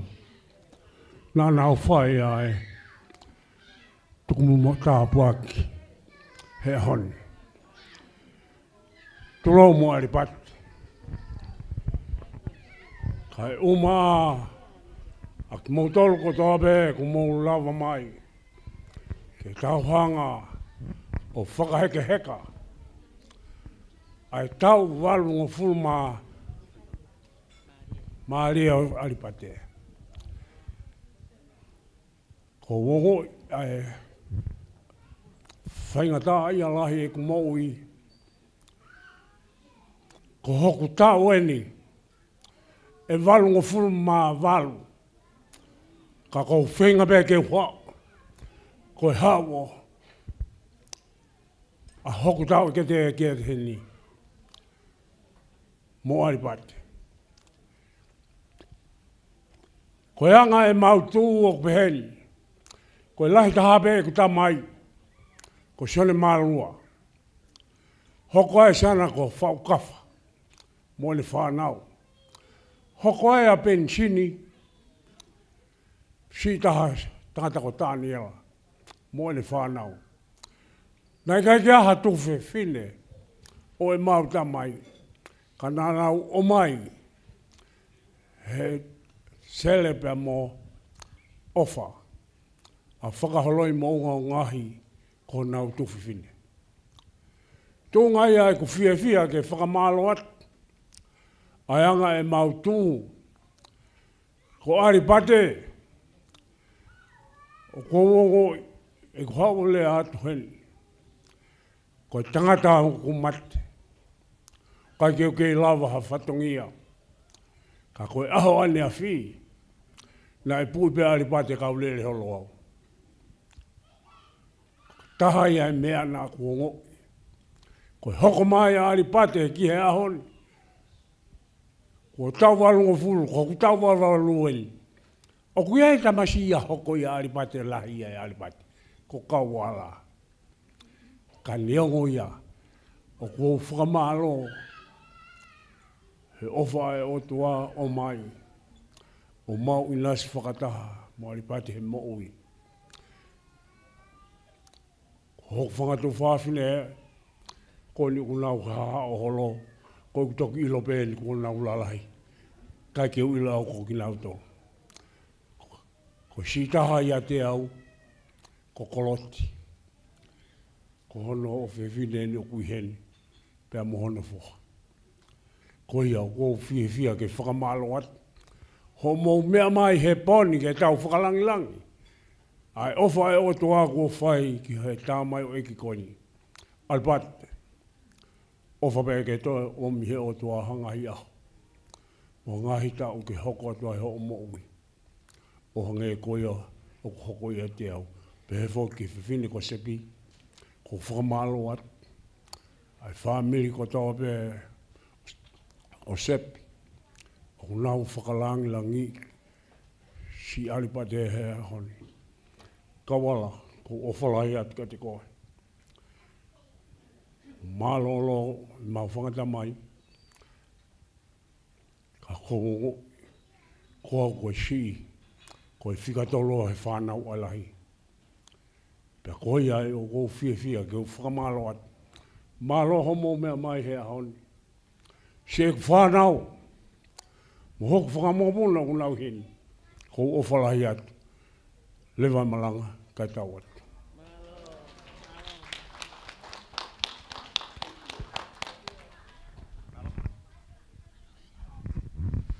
Whakamalo lahi atu whakapuria i he rea kua lava, malo au pitu. Koe rea hoko, ko koreni ki a o kuhene hingoa alimoti, ke kātaki mai o whawhonga tu a rea, mi he whae a Aripate. Malo. Whamalo atu. Whatapu ki he o tua mafi. Ai au ku i heni pe mo ki tau tolu he ahoni. Pea whakamore atu ki hou eiki. Kau hufanga atu pe mua he tala whakatapu. Kua osi hono whai. Kau halapalawe atu pe whafofonga atu. Ai rea koen. Neu toki tau tō mui mai pe. E whenga mai me Brisbane ke hau ko hiko mahu inga tamai o eiki koe ni. Ko kui ngoa ko alamoti la waki. Ko tangata iki ko Aripate. Ko Aripate ku si ia ia seini. Whae a Aripate. Pau whakahingoa Aripate ki he tangata iki. Pau hinga ia ku turifua mai ke hau pe ko e fia e kau whataha pepe mo e whamiri ko no hinga ko whakakoloa ko whai pe mai tama ikoen. Ko hingoa Aripate ku iloa ia mau whamiri o kuai hono konga kuhua. Ulo aki ko e kaka. Ko e kaka ko nau whaiva. Hono whika i holo ha whahinga mea pe hala whanonga. Ko hipe ke hausia ngai whakaamu e hoi hono kotoa pe. Ko no ua, ko e lotu. Na whehu e mau whangakui o ki he whanau ke whangakui o pehe. Ko hana winga na ke whake ai kere ke langa e si asine iafu. Pau kei tūpo au mai ke ahone. O langa ai kere e whalelote sa stonga tawataina i he kere iau Aripate. Pako rea mātuana e pehe o kai ke sai e mau whai lotu. Ka toi pe mua a kere ke mea mai kau whai whekau o nau whemea aki holoai mo whai aha lotu. Heilo na ia monu ia ai whanau pe mo hako tupu o whamiri koe ni. Pako tui pe nengo pe kaka Aripate ka koe fua ia o whiri na whahe mātua. Na whaki tai totonge kere koe ni ulanga se asio au mai kia hon. Koe tuk whakaholo e tāpuaki koe ia. Ha pe ia e Aripate, ha ia Kawala, ha he whanau. Pako ha e maumuiaki he lotu o ko whaiwhekau maui he Sasi Uniting Church koe i Brisbane ni. Kau ngā toho palau mua kau whaiwhekau koe, unau mea mai me mua koe. Pea tala pea me mau whanau, pea pea risiata whaiwhekau, ko tain lahiku whaiwhekau. Pea mo holo he ngā ue, koe tāpuaki ia hono ave kere ke whemea aki holo ai kau whaiwhekau. Pea ku whawhetai ki hotua, koe tāpuaki koe Aripate, tau inase a fie ahon. Pea neo pe ko pensini ko tangata na mātea ki he lotu. Ka kou tui, o ka pauna ke hoko ka Daniela Fisi hoi, wholoa ho ngā pōpula. Ka kou hiko ahoni, ke hoko pe ki he tāpuaki, na whakakoloa aki ho whae, he seini. Pea mau ofa lahi at ka koe, whafofonga e to ho whae, o whakawhae tangata, mo whanau, mo whamiria no katoa pe, mau ofa at ki te koe. Tala monu at ke oa na ngata he, ai taulofu mai, ai tāpuaki whakalangi ma au. Ka pehe foki ki he whewhine pure e whamiri koe ni. Ka kou whakamalo at sepe, malo ho kei kātaki lahi mono whai e lotu. E ko pauna e si ho whai e lotu, kei ke wilo pe te maiku ki whewe mo tau ke te. E malo mo e lotu, malo e ofa. Ko e whakakoloa pe ia e hala whanonga, ko e tāpuaki, e lau ho tau tala noa he mea ko tawa pe mo e maulunga he ako mo e hafua, ka ko e taupotu taha tāpuaki me whakakoloa ko e lotu. Ka ko tui pe pate, ko e whakakoloa ia ahon, ko e lotu. Whafofonga te ofa lahi atu ke te koe, mahe toki ia umapasina lava no ki whatongia, ke re peko ulawa mai ke whakakato. E mau ofa lahi atu te koe, me whamiri ko toa se ini. Mau ofa lahi atu. E lava ke tāma ki fwoi whasea wawau kau ki tālunga. Kau hika e, ka mea ma Kawala ki heke ma ki tālunga ka e. Ka ma ki fwoi whasea. Ofa lahi atu ke kau whaifkau, ofa atu ke hoe ki. Vai mo tā mai DJ whasea wawau ka e. Vela wawau.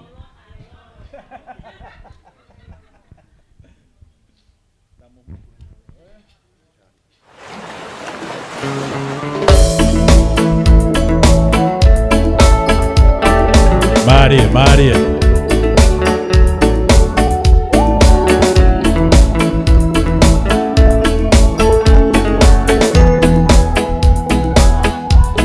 Malo Damien, malo tula fare a Damien.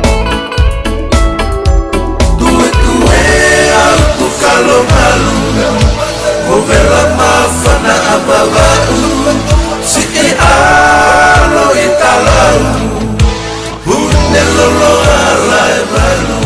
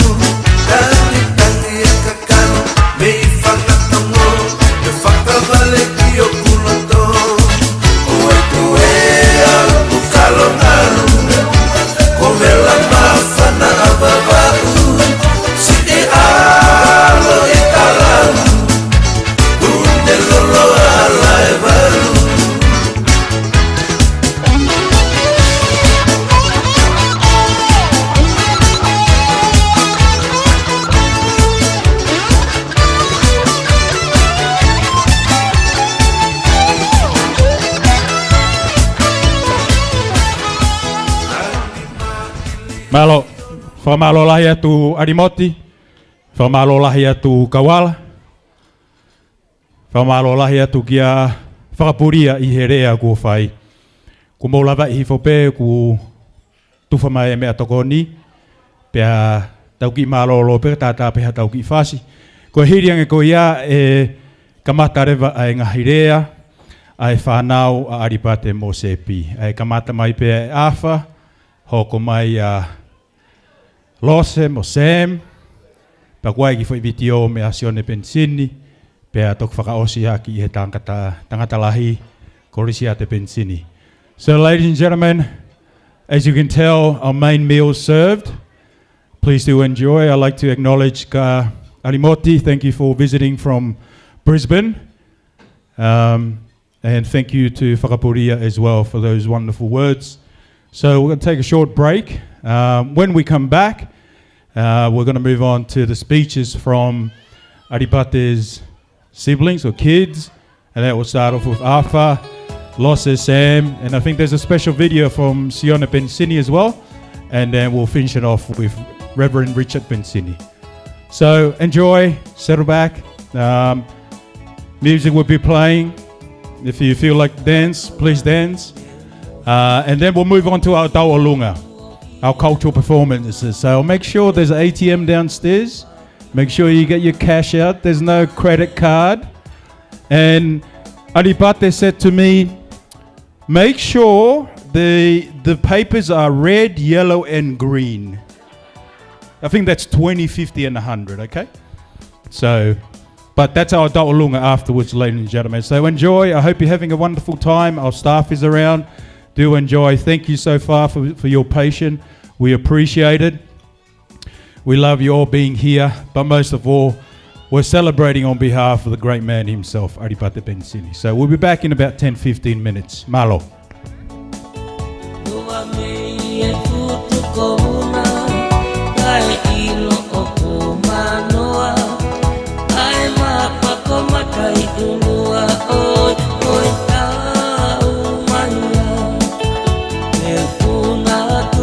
Mama o eu to o ke pea o mi ai mai lahi moi kau ori atu ki o ne malama moi ku upa I he ano koi paka mo o ni e loto kua konu e o pa manako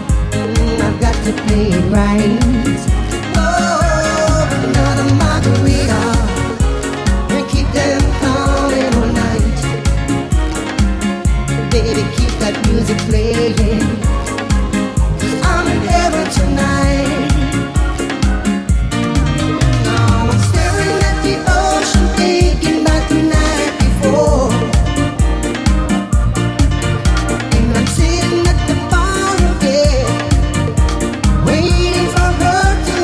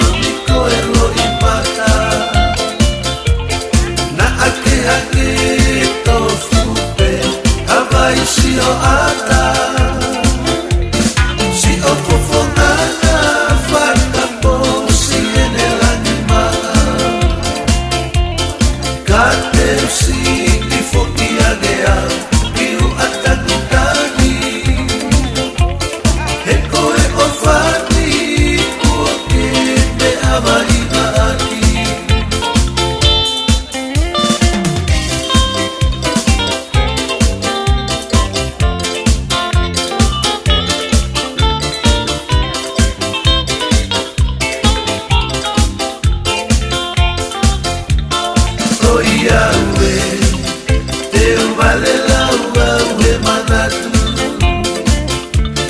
Kisi I kakala Me moe fuuni he maru Tau kakata si e te ala Kisi ono lau E o Iawe ke usei mai e au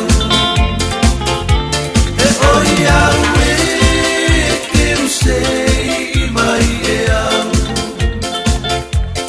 No ngasi o loto wae uapo Ka te wale lau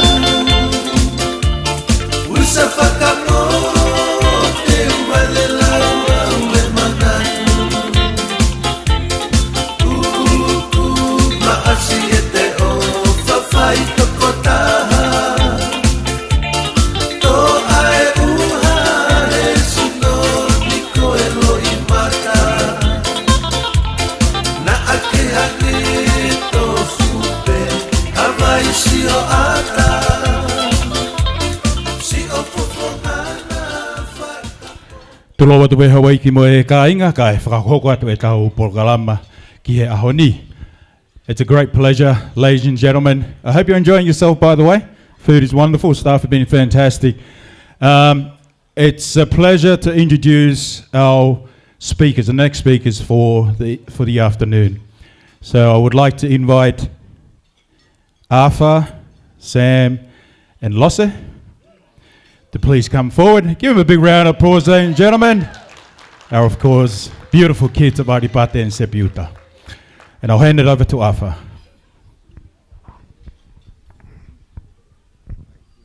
Malolele and good evening. My name's Afa. I'm the youngest of the five. I got told that I was doing the speech last night. So I'm just gonna, I wrote some stuff, I'm just gonna read it. Good evening, everyone. Hey Dad, happy 80th. I'm not really good at public speaking, but we'll give it a go. We're here today to celebrate Pate's 80th birthday. What an incredible milestone. We've come a long way. Whew.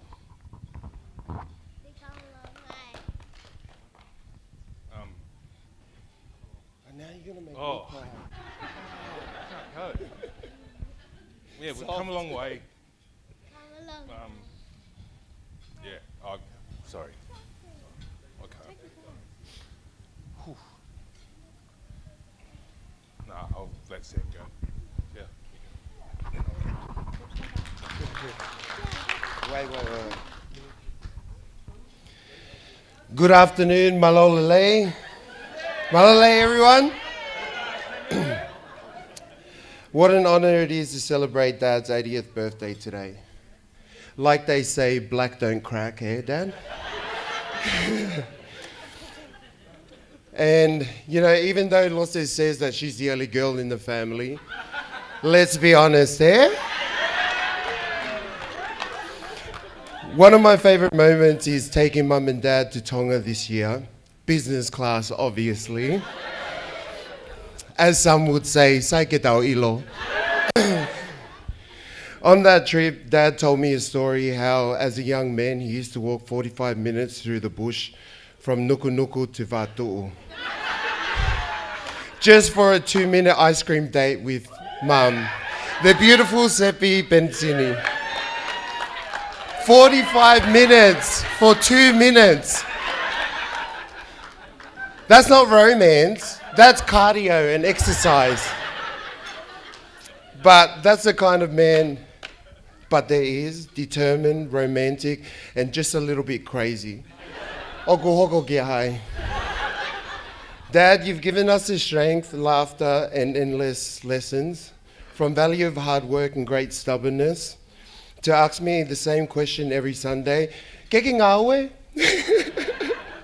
We love you, and today we honor not only 80 years of your life, but 80 years of love, family, and unforgettable friendship. Happy birthday, Dad.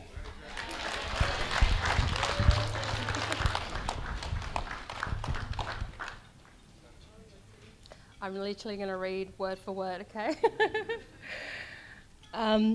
Good afternoon, everyone. Thank you, each and every one of you, for being here today, especially for the family who travelled from overseas and afar.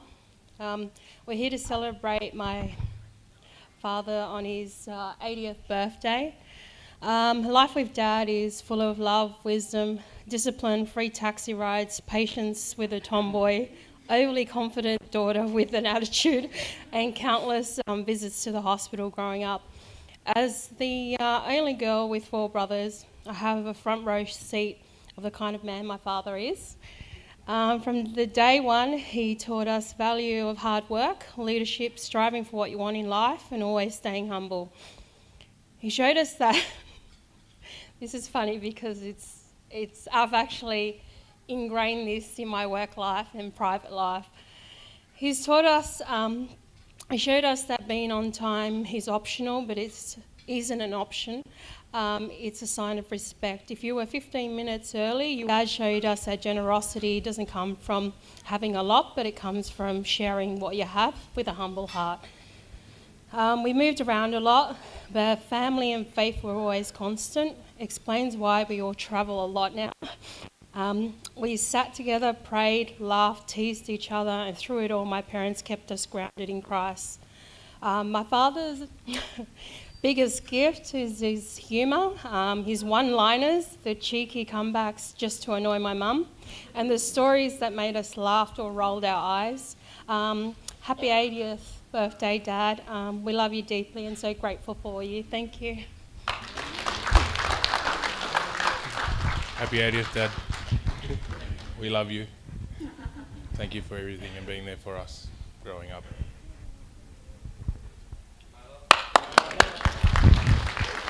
Come on, guys, give him a big round of applause, eh? That was fantastic. Thank you, everybody.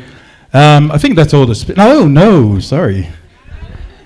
Please welcome Reverend Bensini, Richard Bensini. Oh, sorry, yes, sorry, I'm sorry, Richard. Yes, there is a special video to be shown here from Sione Bensini. So we're going to watch that first, or we're going to hear that first. Yeah, we're just going to hear the audio, and then we'll invite Reverend Bensini to come say a few words. Malo. Pahala atu dia te koe mai ta family ko ilo ana mai au pito ya te au te pahala ana ke ofa be ya o pukai ya o ofa ke taini maulawa pito ya ta family me ko fai covid o mo teti kana iai amea te lava o fai te whakafoki te taini ke heku kei leke leka te whanau ki hau ako naki o fai tutonu ia te koe mo mbami mo family mo lao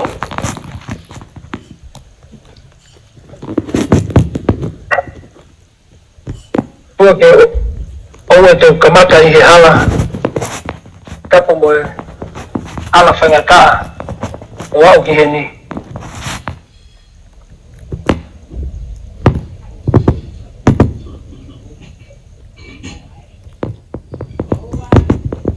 Na osi ai au teti.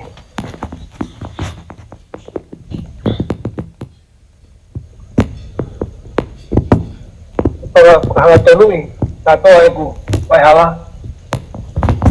mo fai ia ia ora hoko ai mea o na ai o fo mamai ke de goma family teti o kai ia ha ei kai e letu o pa malo ke tua e pressure mo o ko e tamai o ta family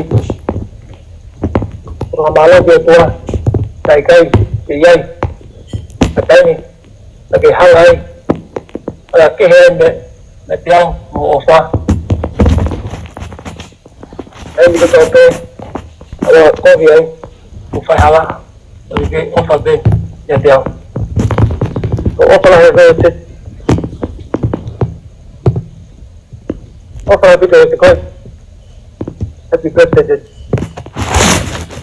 Beautiful. Yeah.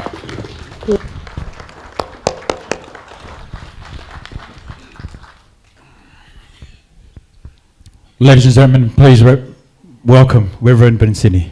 Malo.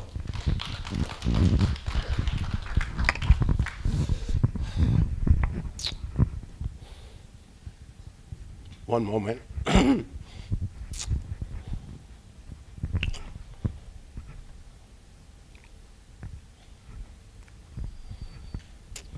Tapu ke o toa mafi e tau lolo la tonga. Ka tapu atu ke u lea kotoa pēna o silapa.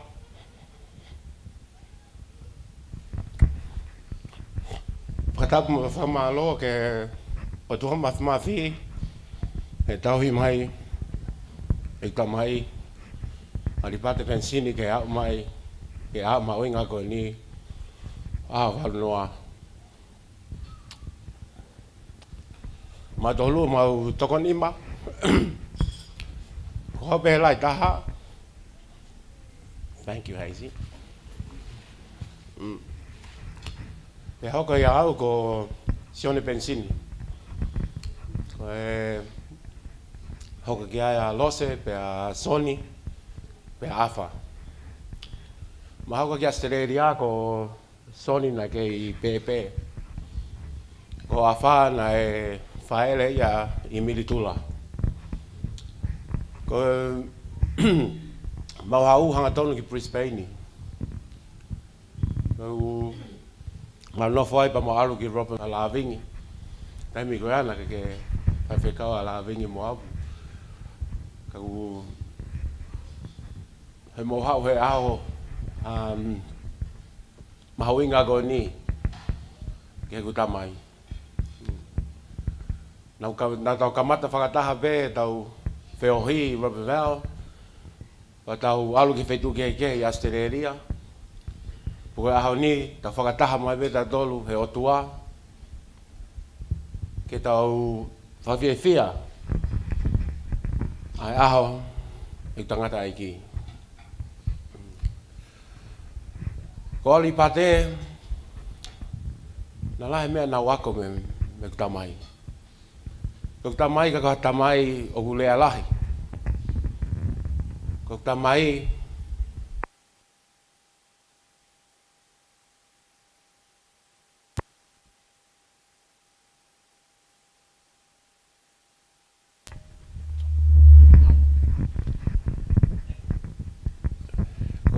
tamai ko free country.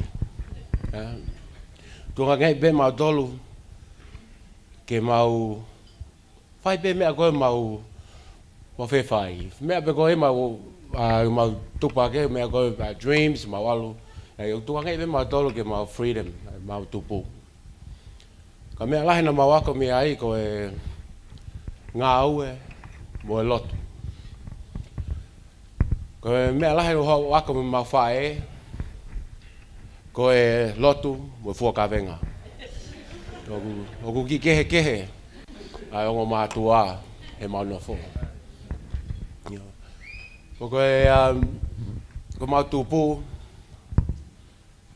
na mau tupu ko matamai ko motuanga lelei, kwa ki lea lahi, talo ku tupu, te hake whanonga ha mea, o whanonga ku lea ita, hake o whanonga o ku lea kovi. Ko motua pe ia e o ku o mai loi veo time ko ita e whalongolongo. Ka wake tā mau tolu, o ka ke lea lahi mai ka mau tolu. Ka koe fusi teli ngā mo tā i mo lea ko whahe mau whae. Ko tui pe o ku mau ako lelei me diversity ko e kehe o ko mātua. Ko whai mea lahi bena e hoko ke mau ki whamiri,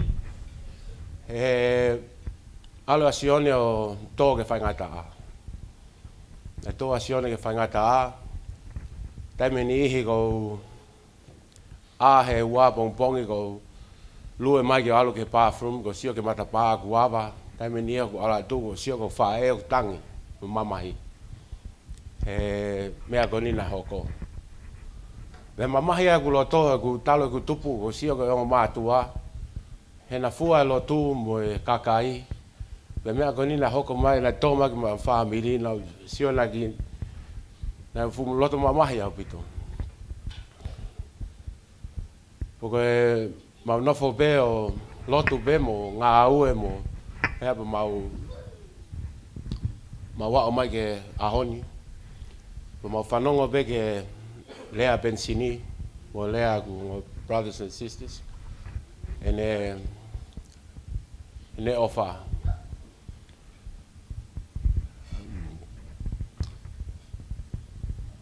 ko mau family mau nofo be lotu ko au mahalo kato ya mau tol mahalo ko au be ya na ka ke sai ako ko pensini ko tamasi na fu sai abito ne ako ya kato ya mau tolu mahalo be ko ia be na sai taha ne ako ya te ki mau tolu poko au ya na ka fu ko sai ako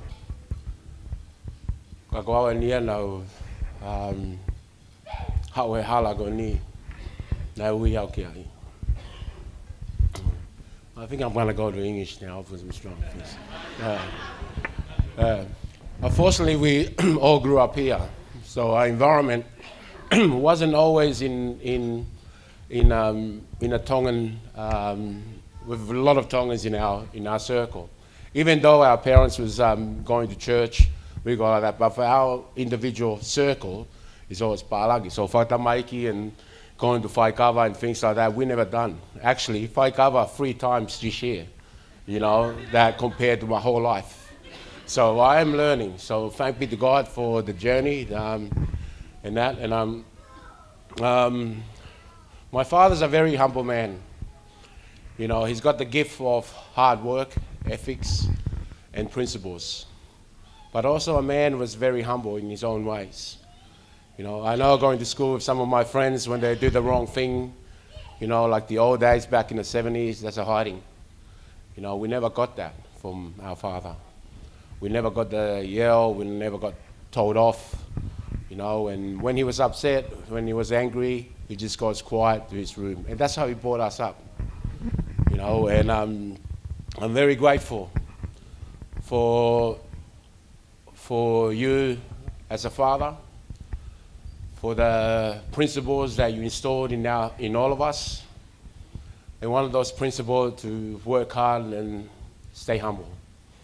And those principles, I sort of brought up my boys with those principles, you know, to work hard and stay humble.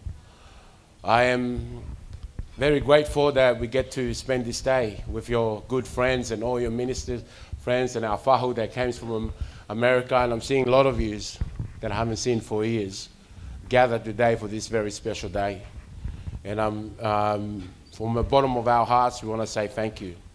I said to Dad, what do you want for your 80th? You know, that's all he wanted to do, you know, but I think, you know, it's a milestone, is a day of thanksgiving for God's blessing and grace that we are here as a family, you know, healthy, and all of you are here with us to celebrate this wonderful day. I'm grateful for the man you are and what you have taught us. And my dad is my best friend. We go to a farm and we hang out together. You know, we do a lot of things together. It was always a dream of mine. It's also a dream that for all of us as we get older, that our children are with us all the time.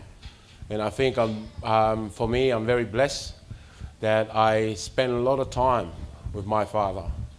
And sometimes I have a moment for myself, a bit teary, looking at the way of life. Sometimes when remember that your father was a strong man and you look up to him and he does everything and he teaches you all the little principles and little things around the house and that. And, you know, when you see that, you know, the sun's starting to come down and you can see his old age. And sometimes I have a moment, you know, just understanding that's the course of life. and a course that we all go through.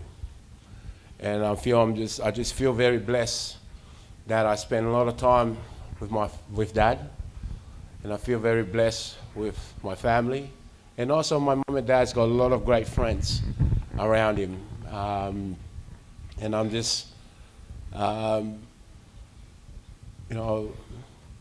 reason why and who I am today is because of my father and my mother, and if it wasn't for them, I wouldn't be where I am.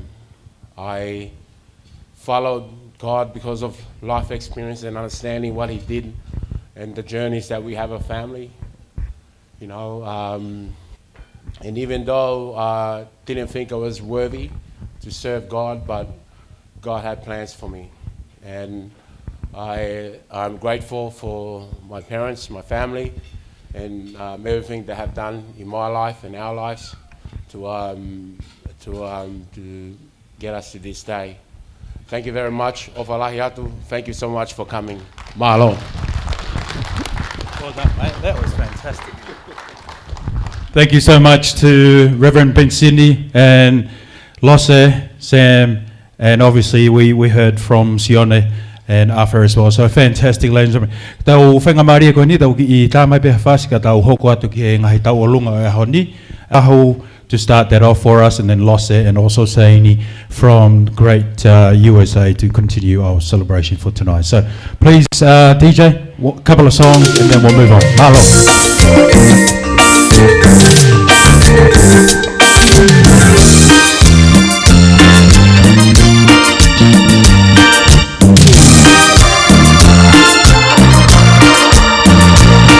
Yo sé que tienes un nuevo amor, sin embargo te deseo lo mejor. Si en mí no encontraste felicidad, tal vez alguien más te la dará. Como la flor, tanto amor me diste tú. Se marchito, me marchó, yo sé perder, pero ay, cómo me duele, ay, cómo me duele.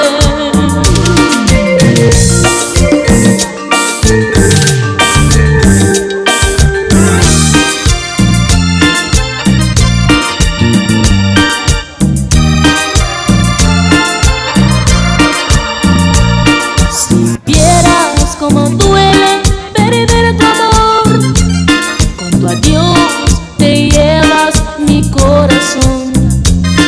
No sé si pueda volver a amar, porque te di todo el amor que pude dar.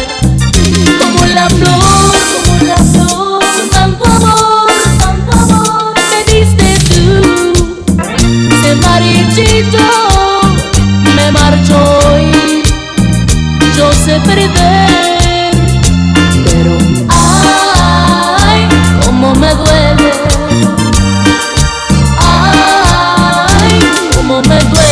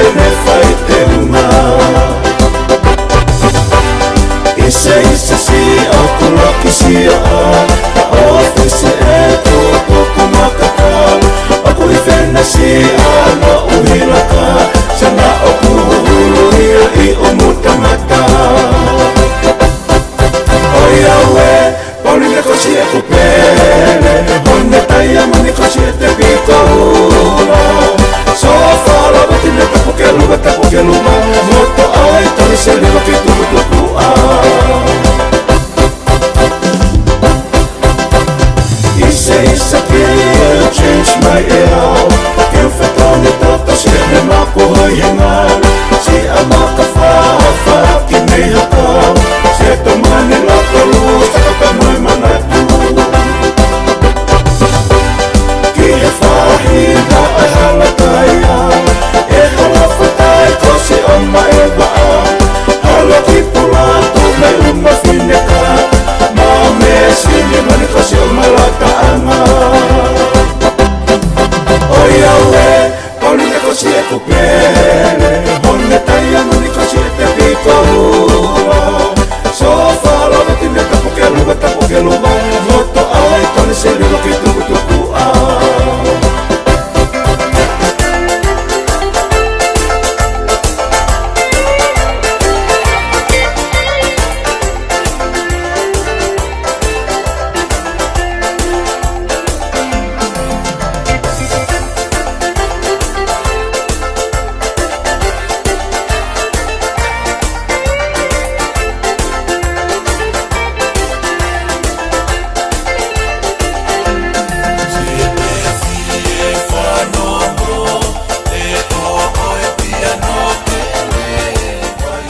Okay, malo. Tulo watu ka tau hoko atu. Ko taimi ko ni kamata e tau ngahi tau olonga, whamaite o e ahoni. Pea o kou whakawhe i mai ai whahu melia teu ke kātaki o lava mai. Whai haki i rea kai kamata e tau whakawhiawhia. Malo.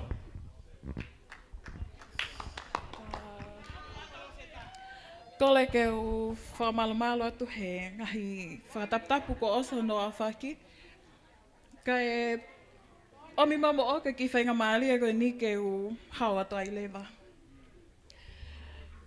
Tapa si alipate.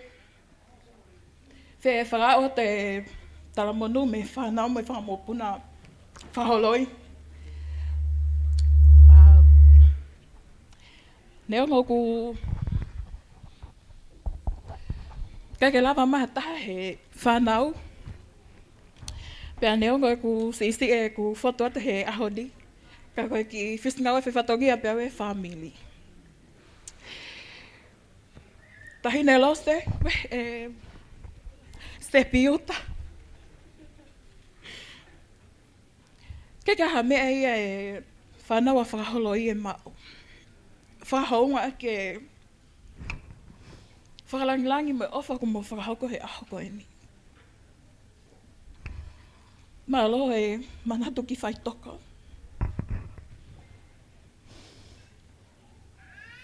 Ko e ki lai vewe o kutuku i mua pea mo e teke tamasi tālunga. Whaki atu ake a koe ke whalika kau peito. Mo toki kumeka mo ki kapa inu koe mea pia lavai. O whalahi atu alpate, mo e talamonu, lewe lea, malo.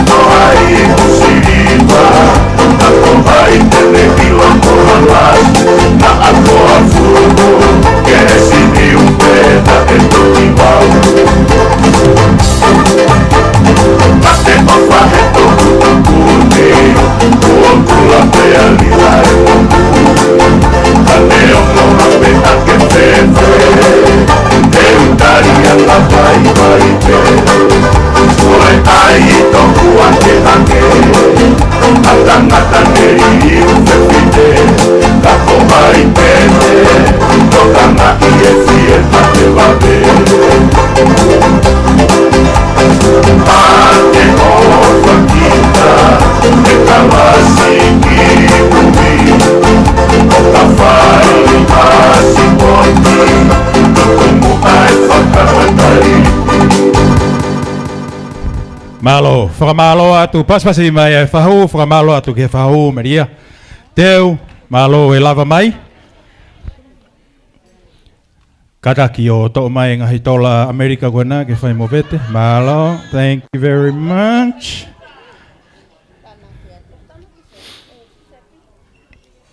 Koe taulunga hoko, o koe taulunga ia a Lose Bensini, pea kataki koe maa upe pea whakarea mai. Kai hoko atu. Tā mai beha ki whasi DJ, while we wait, please. Mau beta ulunga pa kata ki whakahoko mai. Pea whakahoko mai mo whasi ke DJ ke mahinu kai tā. Thank you.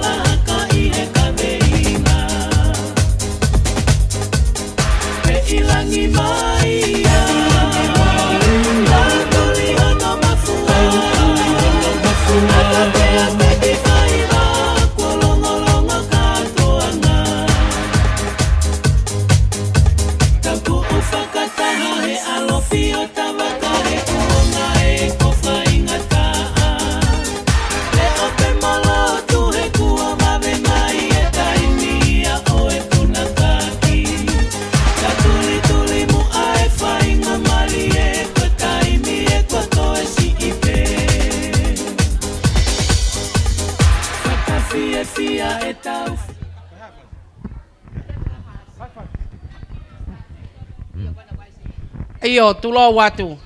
Ko e tau olunga ni aki i o fefine o aripate o toko tahape ko Amelia Lose Bensini pea ko e he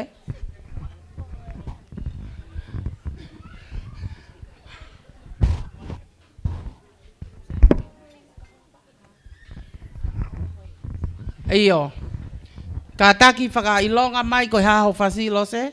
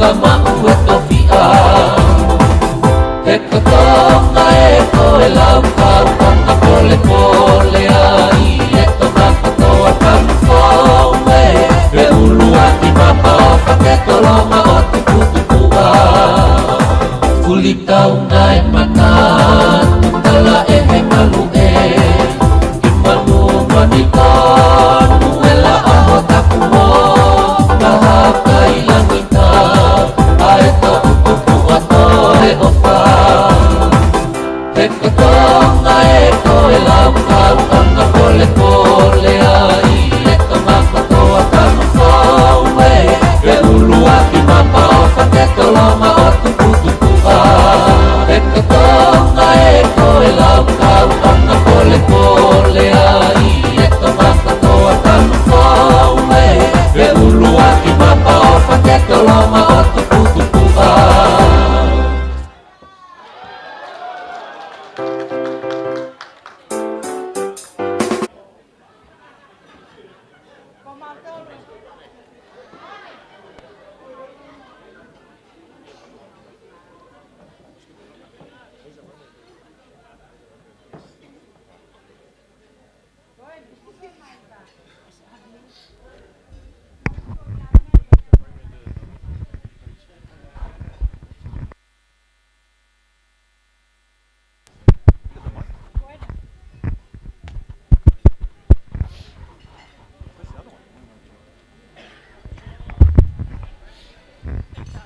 Malo.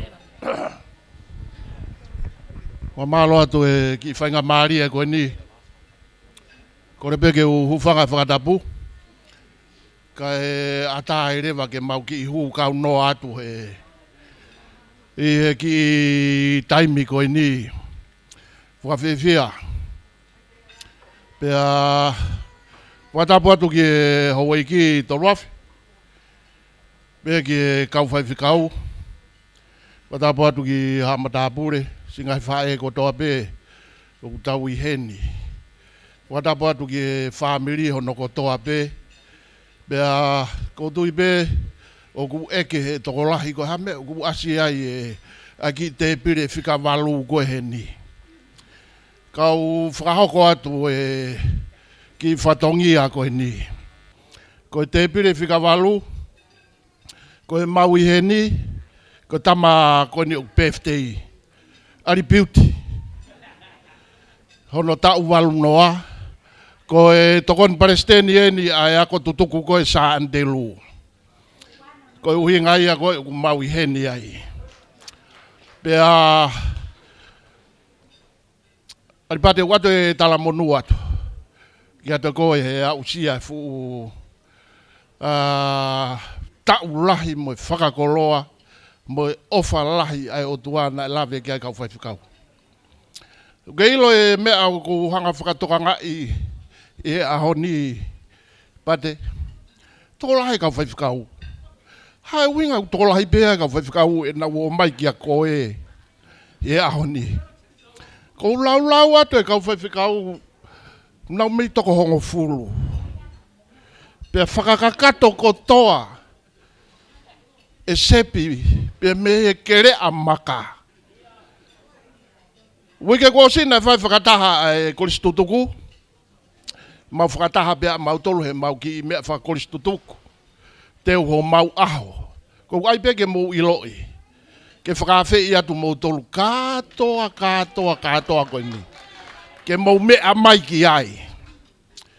Kau whakahoko atu, o kai koe hakulakanga oku he koristutuku.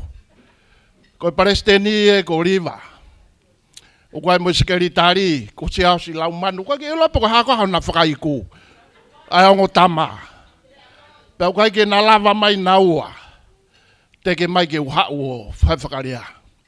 Ka ki mua ke whai e whakaria e mau taolunga. He ka te hoha au ke tahine taolunga. He na e tahine na i ke hauia taolunga. Pe ko ia pe o ha o vili ke ha o fai e tālunga. Pau whakafofa koe ha no mau. Taine ko lua mai lau.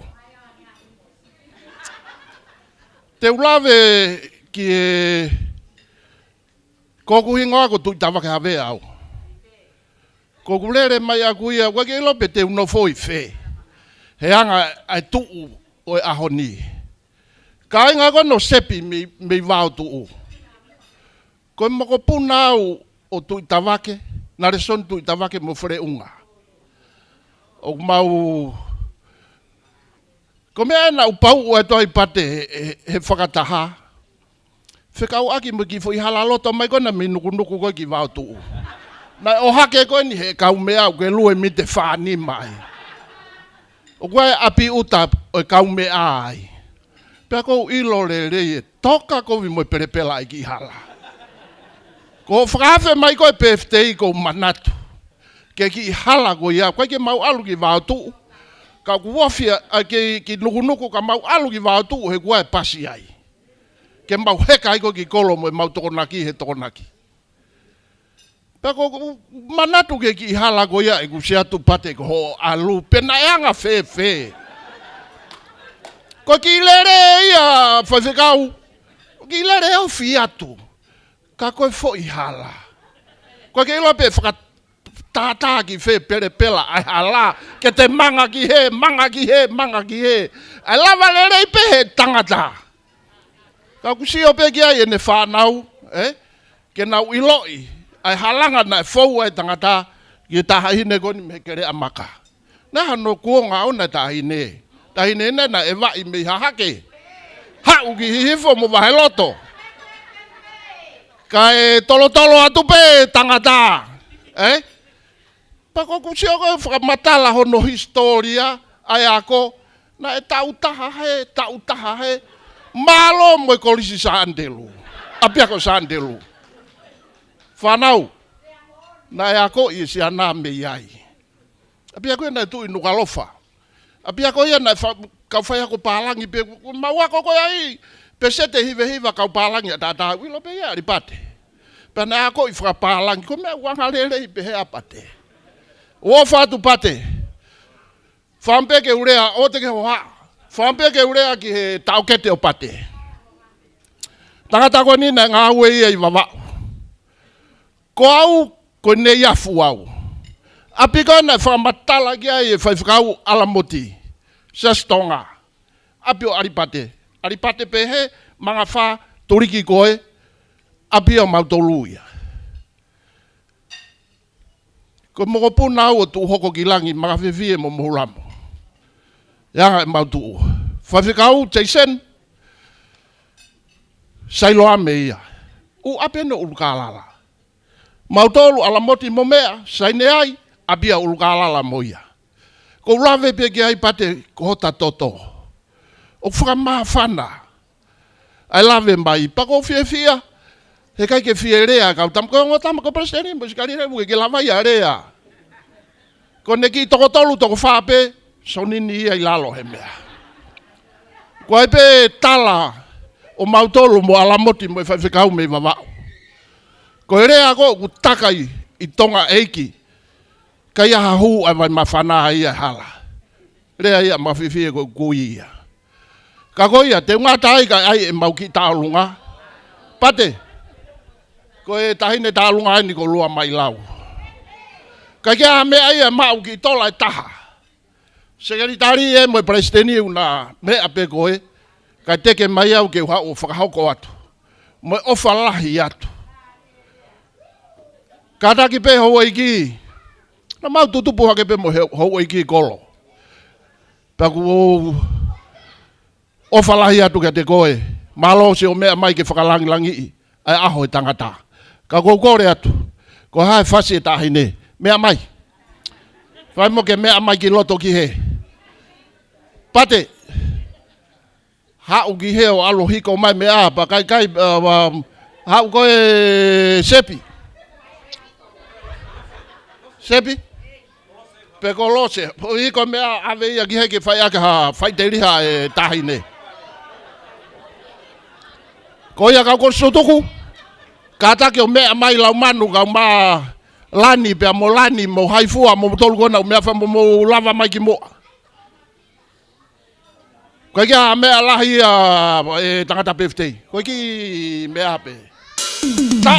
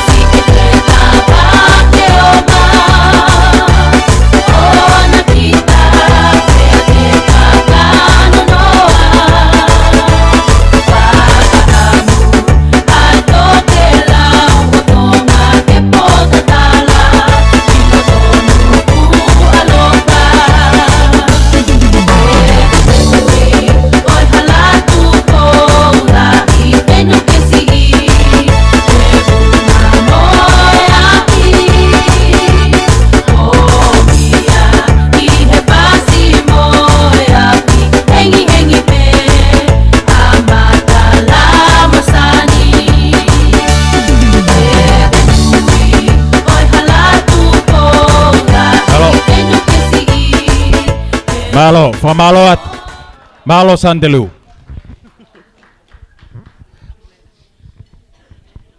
Kolege u fatulou. Ya fa apa ke ho eki. Msigo tolo fe.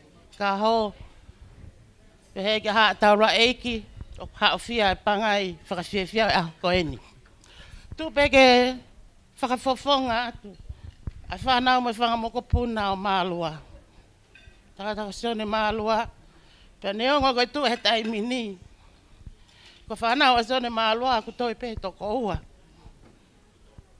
Ko e ku tangata eki pe tangata e ku son fa puri apong malua. Pe he ki a koloti malua.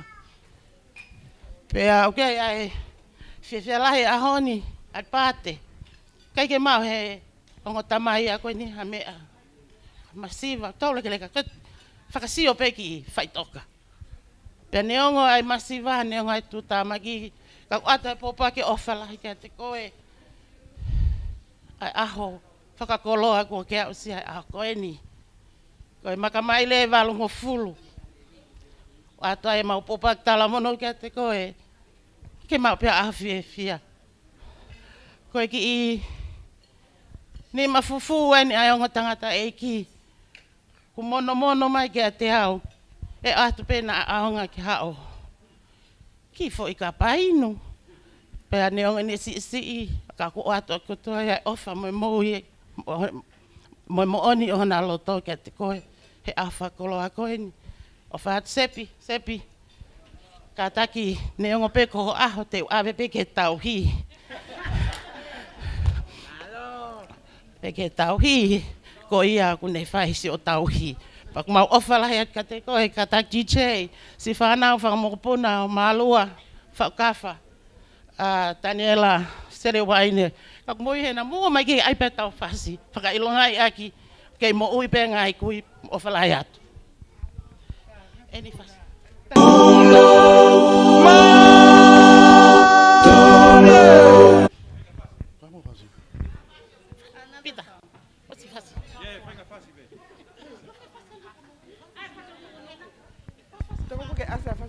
Tá, Rafa.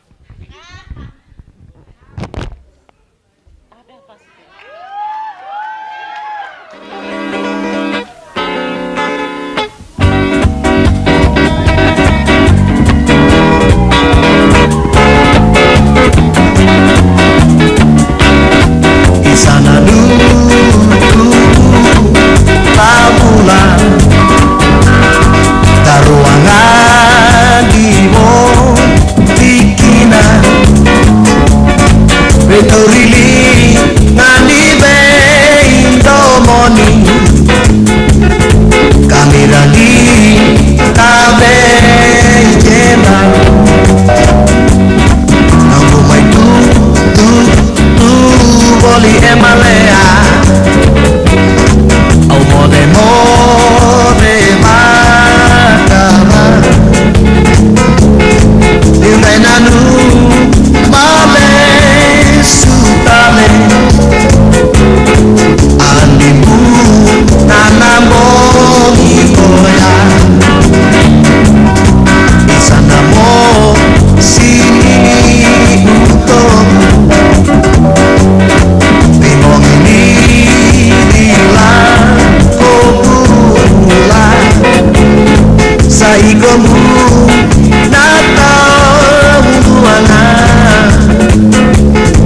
kalau aundang lo mana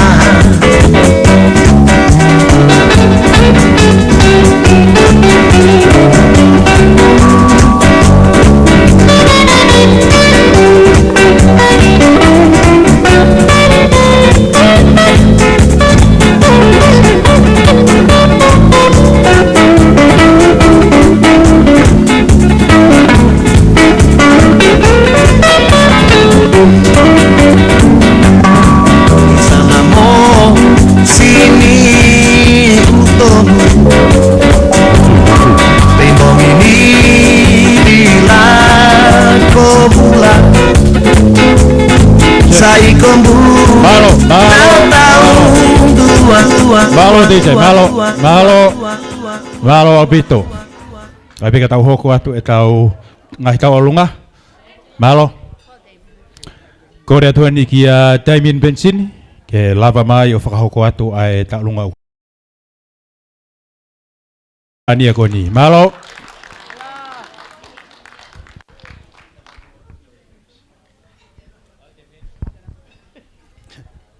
Malo.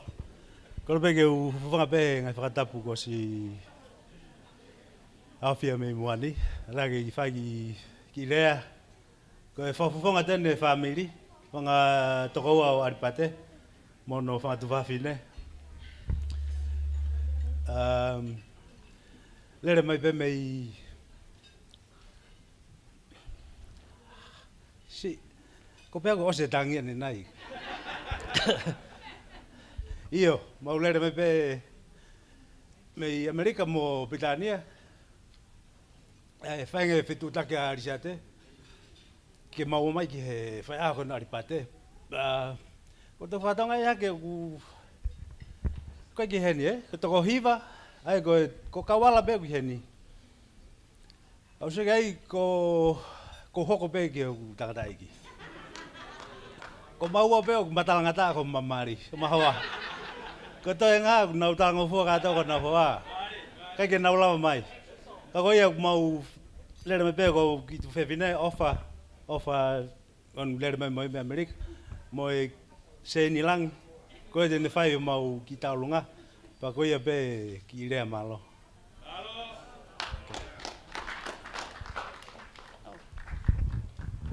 Katak pe ko ki tuanga o se ni fuak pe ke tahine ko se piuta. Ke folahe atu hoka ke malo me ako toa pe.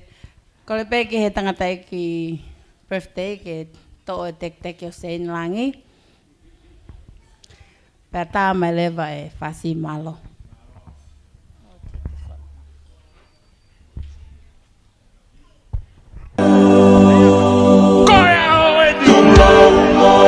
Se overcano Delia etala Awama unato Mafana he ofa Tukilalo Unielolo He ofa manato Unielolo He ofa manato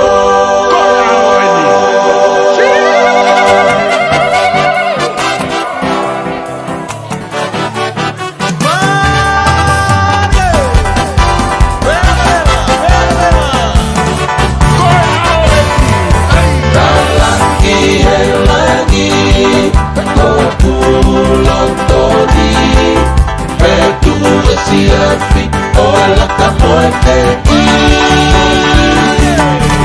Versi e arfore Oi malaki per oi La veie afo Oi no oe kakesi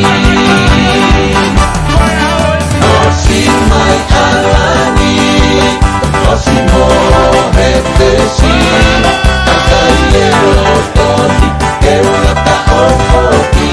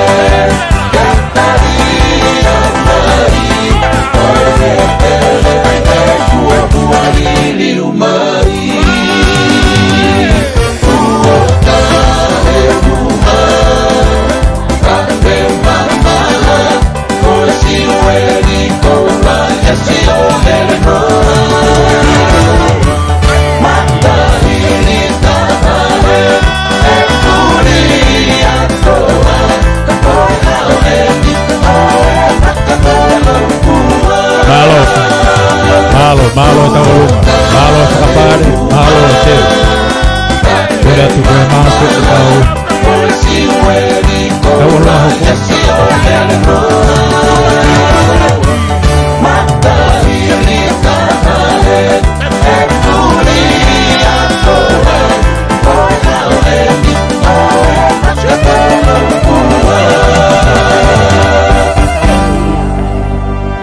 ai ki I komiti ko ni koe ai kele amaka a wātu ke me ahi fokai o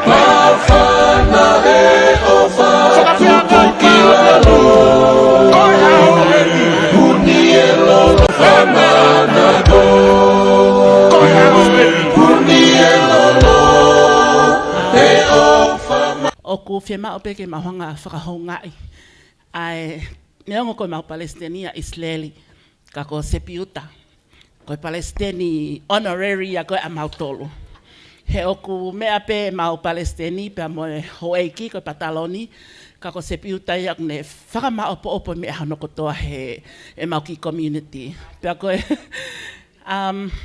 sepiuta mau ilo pe he kai te ke lava ko whai ho whatongia ka pana ke loto lele ki a alipate. Ko ia alipate ko whamalo ko te mau whai ka sepiuta te mau whai ati a ka koe. O kounga ki ho mau loto, ho loto lele. Ko whawhanonga tonu pe au ia ho whatafului ko a sepi. He ko inga koe ke whanonga a sepi a ke mea ko ke whamatala koe ki ai. Eki peke ilo i sepia, api kola nuku, api uta a wātu. Ka kusai elewa ke mea ai e sepi.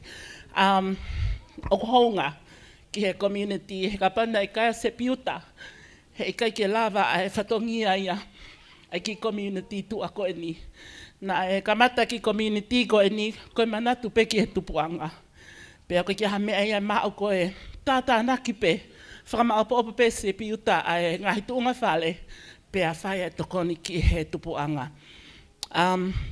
Ki mua pe koe ki mea pe taha teu, whakaosi ake ku lea, na lava atu ki Robinvale, hange koe lava galisiate, whaiwhekau lavingi, kau maa pate, pea mo sepiuta nau I Robinvale. Pea whakatala noa ai motua nuku, ki he anga koe ni koe ai mali koe a pate koe mo sepi. Pea katala noa na e pehen. Oku na e whiwhilia nuku ko toa pe, pina anga whiwhi ai mali koe a pate koe mo sepi. Kono uhinga ko sepiuta ia mahalo, taimia ko e koe whai star ia mahalo whai whaitu ko ni koe. Pea nau mana tui pena e whaapehema sepiuta, na e hono kau mea na e ako ia, na e wholau ia ki tua pule anga. Ka koe tala noa koe nau mahu inga iai, koe pehe koe ni koe ki tamanuku. Koe mea ia koe, na tonu ke mau tokanga ki he lotu. Hange ko alipate. Mau e alipate hono hoa whaka ofa. Alo alipate ia neongo hange ko tau whanongo, kai ke sahe e ako. Ka koe alu koe alipate ko whakamato ato koe he lotu, maali ai mo sepiuta, maua e whanau whaka ofa, o tau mamata he ahoni. Te eki ke lava ke lea mai ai ongo mātu aka, tau sio mata pe ki he whanau, pe lava ke tau ilo ai ngahi tenga na e tenga lelei na e tō e alipate pe ongo sepiuta. Ko ia pe, whamole mole hoeki, ko kole ke DJ, o koe mau ki whine motu a tālunga ko e o whine ia o e Palestini, mono ki teki ko kole pe ki he tamsi Palestini pe ko Lose. Lose, can you please grab the, kai ki hame ai mo ua, o ku holi homa o loto ke si lahi e se ni tike whahonga ia ke ofa apate I he kāinga wātuu. He ku mau pui whai te liha pe mau tolu e ia pate. Kai whakamahalo atu alipate pe a moe ofa me Palestini ka o maa community.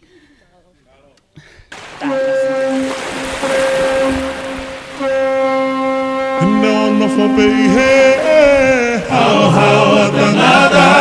O whanongo he tu e. Moe whakalave tala He ai manu launa e hoku tori he kakala Ko ahono mausa pea te ki he sola o daga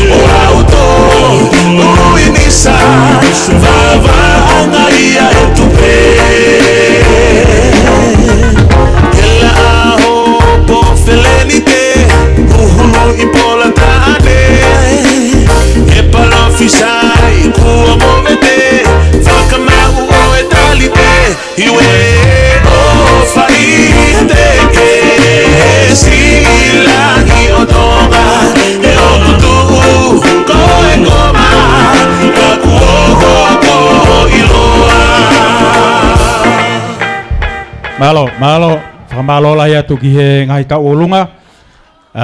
Aia ko he tau olunga hoko, ko Hazy mo Romeo. Hazy and Romeo, eh? This is, oh, and Julia? Julia? Sai, ko whangamari ko ni? Whangamari ko ni, ko Romeo mo Hazy. Hazy, you ready? Yes. Whakatulou atu pe, kai whakahata ki tā lunga whakawhiwhia koe ni. Koe ongo moko punan aripate mei Ballina. Pako koe tamaik tangata na awha, ko Romeo, Hayes, mo Kelly. Pako maripālangi a awha, pa mapālangi kātoa i pe. Pate, ma wawalahi atu koe, ki whakawhiwhia ben ho whangamokpuna. Ho tau wanoa. Ma wawalahi atu ka mautou katoa. And Hayes and Romeo, you're going to do a big dance, okay? All right, wawalahi atu. Marie, então, full!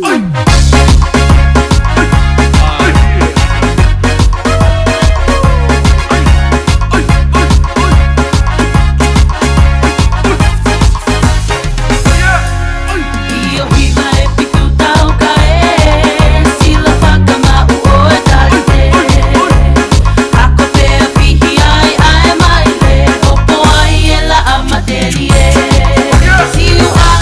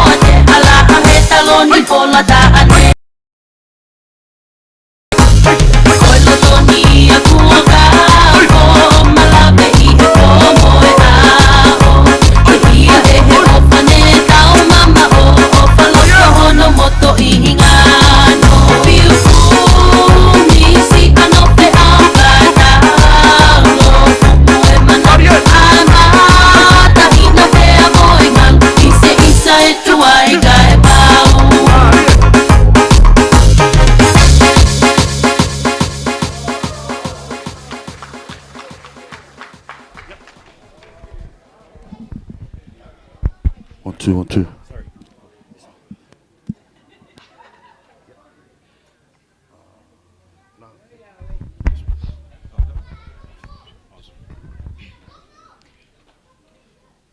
Ko le be mua ke tuk mai mua ki whainga maari ni ke whakahoko atua e ki whakamei te hoko. Pa koutou mua tuku ha whawhetai ki heotua mafi. I he tauhi hao e tau ngahi mo ui. Ke tau kau ngā kau i he whakamooni. Mo e fia. I he te tau e walu mo fulu ko whakakoloa a ki he otua ai mo ui a aripate. Pa te gai ke whakahoko ki whakatongia.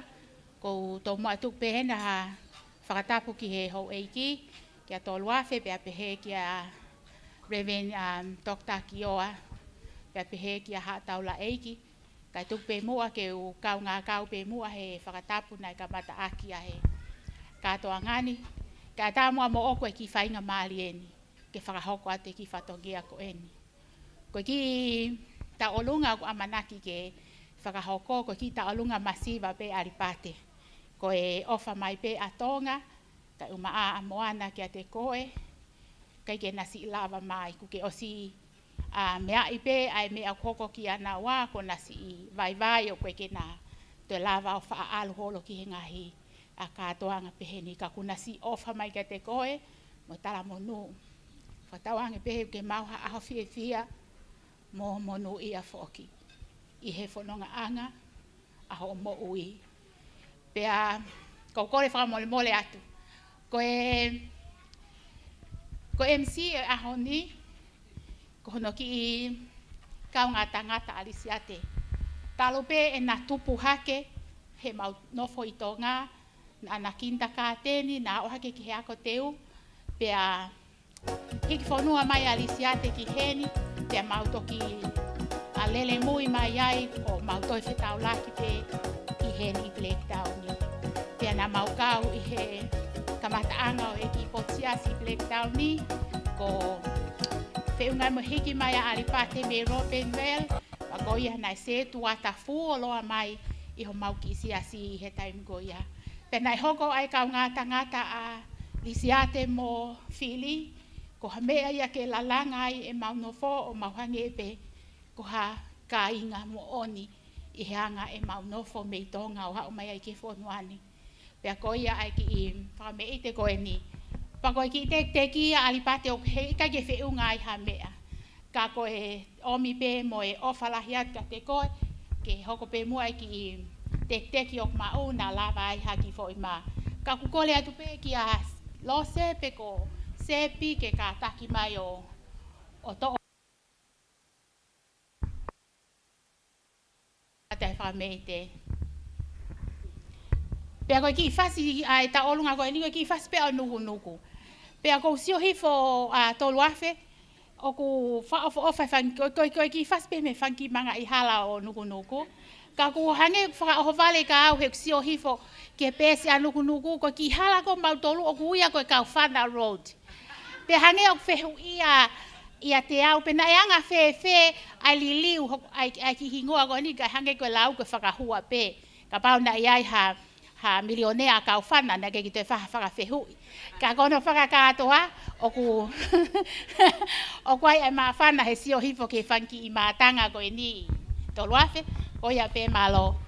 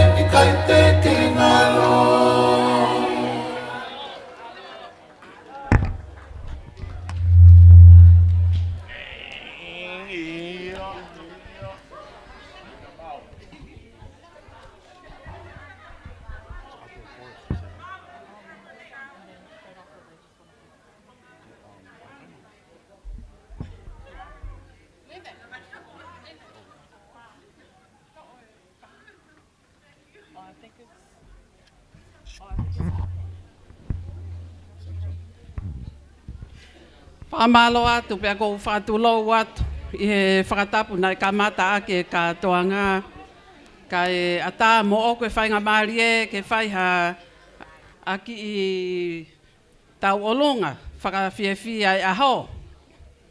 Te kai ke whai tālunga o kou kore atu ki he kauwhine e iki o kou anau tole tālunga koe ni tamasi aripate. Ko te whanongo pe he talanoa ho o lele he hala pele pela, mo lua he hala pele pela. Mei nuku nuku ki vau tu, nau toki hau e ni mei tonga, lele mai mei tonga. Pausi o he mama koe lele, mea lele. Ku te hela ia pe he heka mei nuku nuku ki vau tu. Ka ku te whanongo he talanoa si o lele he hala pele pela, hufanga he whakatapu, pia kou koloa ia ai. Ka ton pe foke whakamahino e koe ia pate ki he mātanga. Koe ke lele koe he hala pele pela. Ko ke lele koe he hala ki he vani. Pea koe futau koe ia pate koe futau whakakoloa ia. He ilo pe te maua mautolu ki ai. Hange ko sepi. Ko ilo ia e aua sepi a o vai he tau te au. Koe uhi mahino pe ia he ne tauhi o whai kia te koe. Neongo koe tauhi ai o tuaku whai maau. Ka whawhawhonga e he mo uia se piutau. Te keke usio he hoku me hikitanga he whewhine tauhi mari lelei. Pea koutoi o kuou hoko pe au ki ai. Ko i ai. Kai kaha mea ofa lelei ia ma au aripate pensini he ahoni. Ko hiko hoa usia ho tau walu ngofulu. Ngahi tala noa koe ko te whanonga he ahoni. O ku koianga pe whakahua, kau tau ilo e tau tolu ia, ko tewa aripate pensini ia ki he van. Pea kai whakaamu ke pe he kotoa, ai kau aki mau tolu kotoa. Tau olunga koe ni, ko tau olunga ia Amelia me tua koe, pe he ki ho mau taki ko sela ngata, o ku kei sela ngata pe, te kai ki sela moala. Pehe ki he mau ki i whine motua ko Amelia Lose na lele mai a me Amerika. Mo i mau ki i whine motua taha ko e hoa e whai whekau. Na lele mai a me he whakatonga. Pea moau, na ulele mai moau ke turi mai ho pefte i tamasi aripate. Pea ku mau whia ku mahinu ka te mau tole o whai o tua ko whai ki ho tau whaamiri. Tau whia i he ahoni. Koe kaha mau mea ofa lelei a ki mau tolu kia te koe aripate. Ka koe koho mau mehekta ngā whoko whiwhine lau ves lau loto. Oku ne lau ea fu vese whaha noa. Sa me uluaki, lele ki he sa me te au ni manoa. Lele hake palo vea pe. O se uluaki ki he tolu ta. Pea koe pehe ke tau whakasisi i hoa ho tamasi aripate. Kau ki ai pe ki mea ofa kia te koe. Ua pita wahe tolu vesi hiva. Koe kei omi he otua, toloi ho tau ngahi taimi, omi e whainga maari e, koe uhi ke tau whakato mala. Pea ke whalala e tau mo uhi kia te ia. Popo kia saa me ulaki vesi, saa me hiva noa vesi ulaki, ke ave tau mo uhi o tuku kia si hoa, whalala kia. Io, i he tau tangata, mo e tau tangata. Kai ke, tuke tuk whai malangai se piuta pongpong. Aripate mea pe, whalangilang ho aho. Kai tuku ke kore ki ho mau mehitanga. Si i, nane pehe e ia, koe lahi e nia mea mimui. Kai ngai fuu kupu i akau he, mau kātaki. Ki onu mai ki mua, ke lava atu, aripate manatui. Te ke lau mai pe ai lahi o ki ilai pe pā, Ke toki o atu e se piuta, se pikataki. Lava atu ki mua ki he o... Tō mai e ngahi pare, taha ua tolu, wha, nima. Ko whē taki. Mau ofa lahi atu, aripate kia te koe,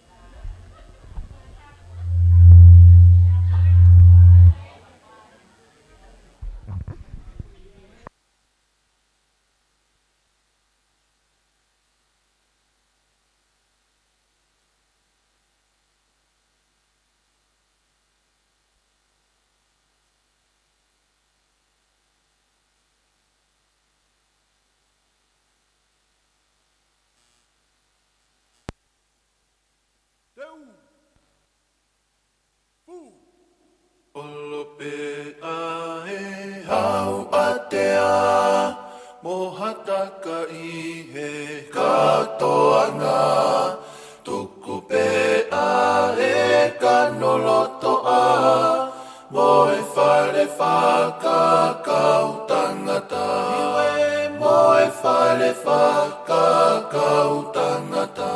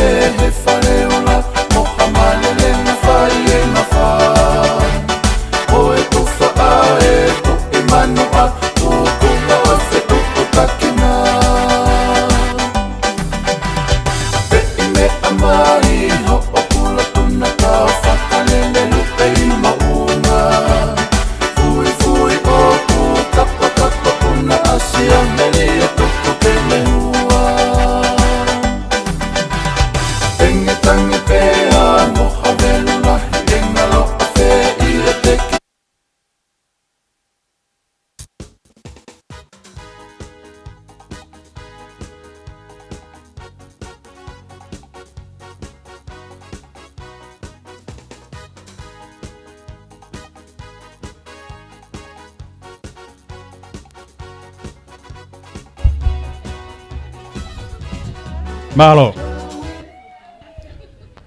Malo au pito fa malo lahi au pito ki. Fra me ite mo e ofa go fai. Ko ni ko mama falere kato a aripate. Pe ku lanu kulo kula pe mo engenga malan mata malo au pito. Pau au pito. All right. Sai, ko fainga mari ko ni. O ku fuaki ngareva ia ki aripate pensini.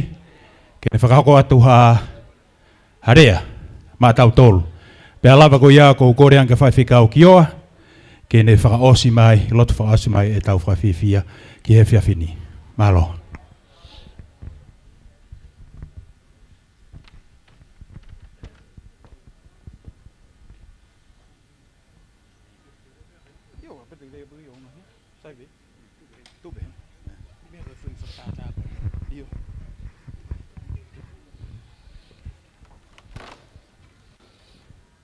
Malo. Kore ke ufanga toire vanga whatapu ko toa pe ko sona whai. Tangata e te au whai ki tua mama o ka tā ke whai ha rea he ahoni. Ko kurea he ahoni, ko whakamalo pe. Naka kua mana ki au ia e whai pe a whai hano kātua ngai. A hoko si au tau warunoa. Whakamalo ka resiatu mai whanau. Nau te wake ahoni, ke whai hok whakalang langi. Nau pētua ki ai pe hok tau te au, ka koni ko ai ai pe, taun, tau walu noa. Pea koe mea ko fia ai, ke ilo ai peho ku tōu o ko ulahi au ia nau tōu ka nau pēnau tōu o ko ke rekau. Ka ko whakamālo ato pito. Whakamāwharna mea ko tō pē. Makatunga he tau whio.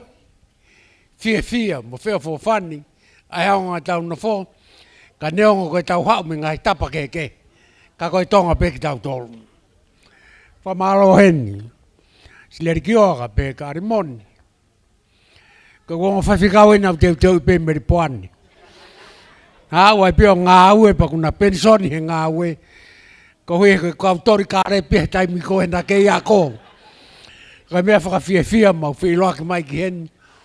Pē ka siono hoa ka rina. Talo me ai mau whiohi pio au mai. Ko pensoni ka u ngā ue. Mau pensoni whakatahai pē he lotu he ngai a koe ni. Ka mea whakawhia i au. Koe au atoa e whakamālo ka te kumotolu ko tope. Ka inga ku maulawa mahi ahon. Pia ko kumotolu whine mātua. Mau tauhia mo ngahi hoa ke na wau ke warunoa nge ko awu. A kono ai mau pe ke nau ita koe ke nau. Molongo mo ui ai peo fia mo mea. Ka kono whakātoa ko whakamālo pito mo hiene aoni. Koe tau hieni koe whakawheta ai peo mo whakamālo. Ko uie koe mo uie koe mea e ki. Pea mo usio mai pe ka te au mahaino ku sai ange pe kuanga. He ofa e ki o mi ka te ai futai warunoa koe ni. Ke mo ui ai. Pua maaro ato whika. Ka whaifikau, ka sitolu awhe. Lava mai hauni ki whakalanglangi. Laving tupou. Whaifikau ia. Na mautori ka rei whakataha pe Robin Vade. Pea koe kukau malanga, koe sikeritari. Pea aluia whaifikau. Pea ka mea whakawhiawhia i he aho koe ni. A kono whakatoa ko whakamālo tapitu. Reverend Raymond, ko whaiwhikau e ne ao ni. Ko Raymond, i e siasi koe au prektau ni. Pea whakamālo tapitu hene i heni i tau kau whakataha. Pea whoki ke whohai no bere prektau ni o nuku. Si tolu a whega peke si hoa, ko ui ko e kumi whainga maari, ke na lava mai a haun ke kau pefteng. O kaha mea teu whiere a lahi ki ai, ko mea peko whia ai a uia, ko wa o tau valungo fulu en. Ka kau ksio atu ka mou tolu, ko whakamu ke mou valungo fulu ko toa peka, tau hoko maa whana pe mo kai pen, tau whanongo whaini. Ko e tau whakawhetai peke e ki, he ofa kua whai o tau tai maari e ai. Tā te koni ko whiri. Nei kei reka pito pe. Ka kau tāki aloha ka whaiwhikau, ko hui ke wawe ke pe moui fualoha ne moui. Ka mālo atu a pito ka whiri, lava mai pe ka rine, mo kātoa ki mou tolo tau kau whakatai. Ko e ni whakau tau knesion whakapuria, ka mai whamiri, mau hene e au ni, ko e whakalangi pe te au sia, ai tau e walungo fulu e moui.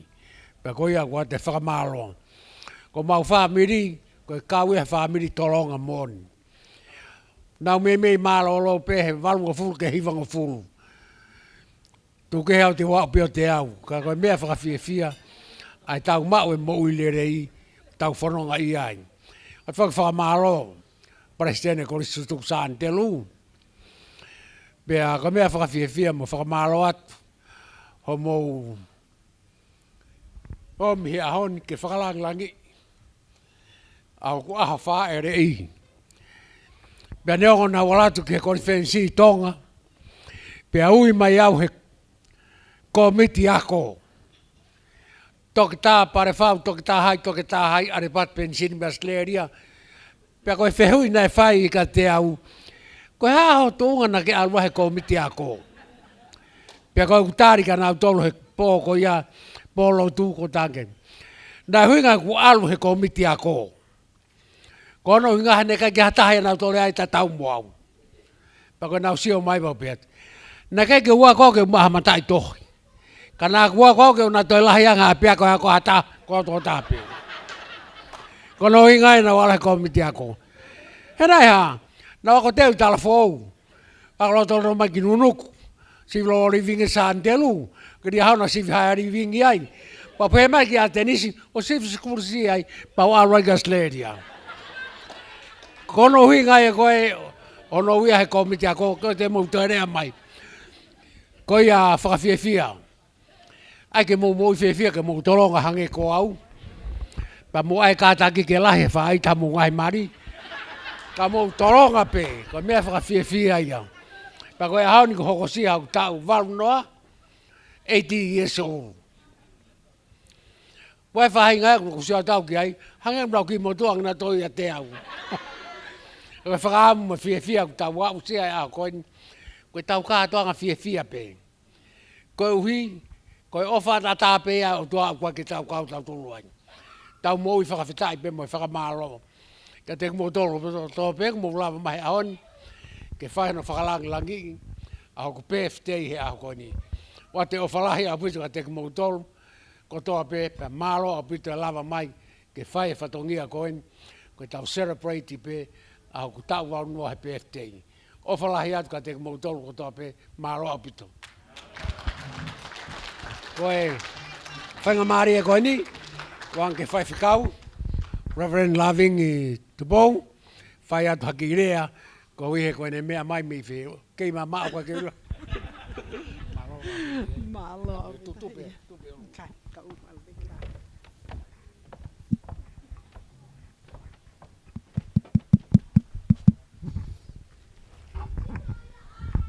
Ko kole be ke u hufanga atu i he ngahi whakatapu ko o si hono au whaki tupe moa ke u hau atu ai.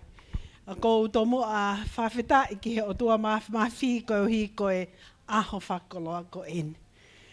Koe mo oni koe koloa e aho koe ni. Nei kai ke whaiha amanaki ki ai ka koe ofa tātāpe ai o tua mawhi.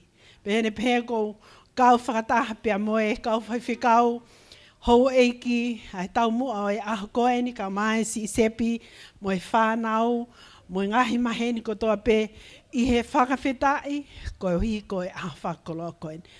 O kou, o keike u whietu koanga e whainga maalia e whiawhi koe ni ke alu, koe hui he oku mahu inga lahi ka te au ai ahoni. Nā aku mau ai, tohi whakawhe me alose. Pena kaike o tali mai. Pea toi tānga sepi.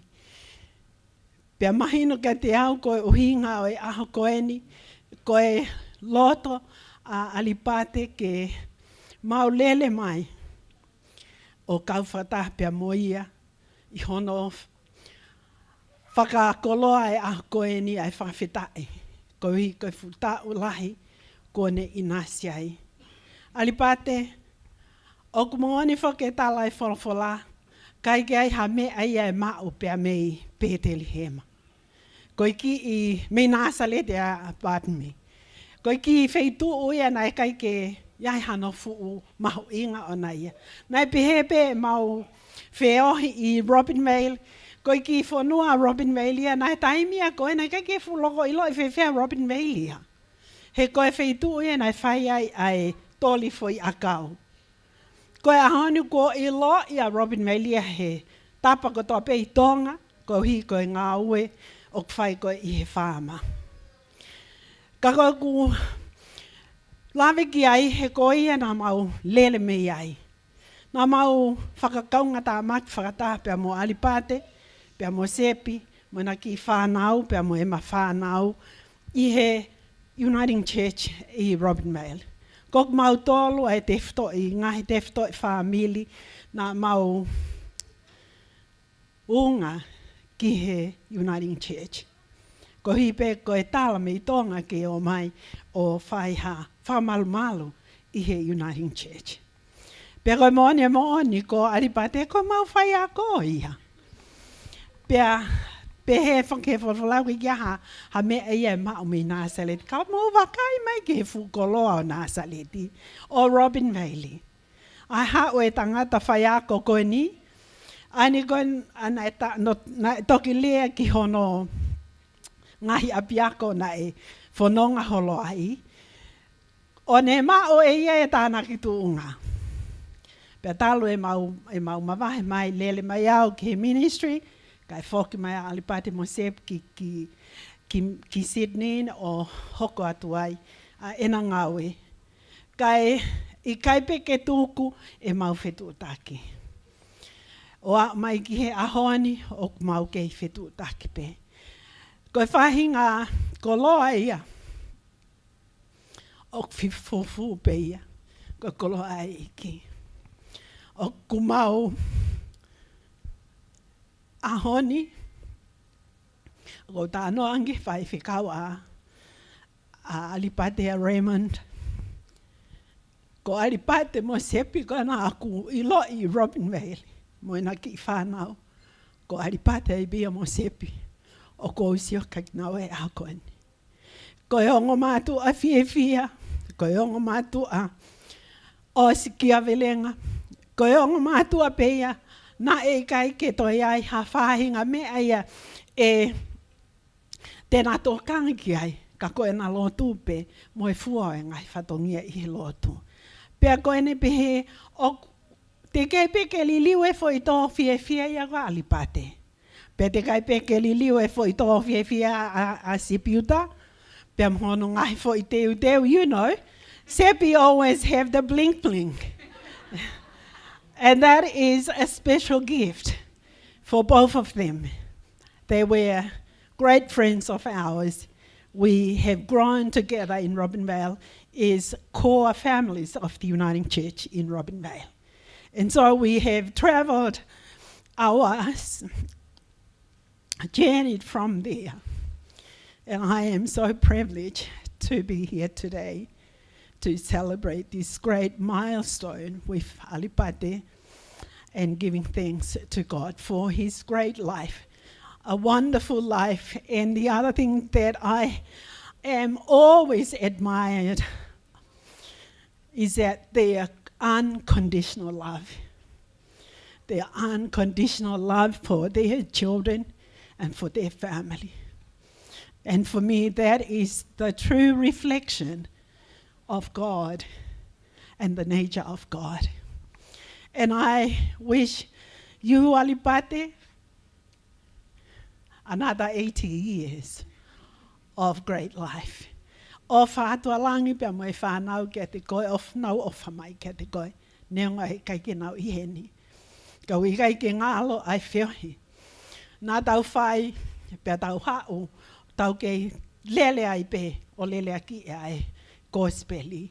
I ngai ta whaaki, pia kua ua lisi ate ko hoko koe whai whikau.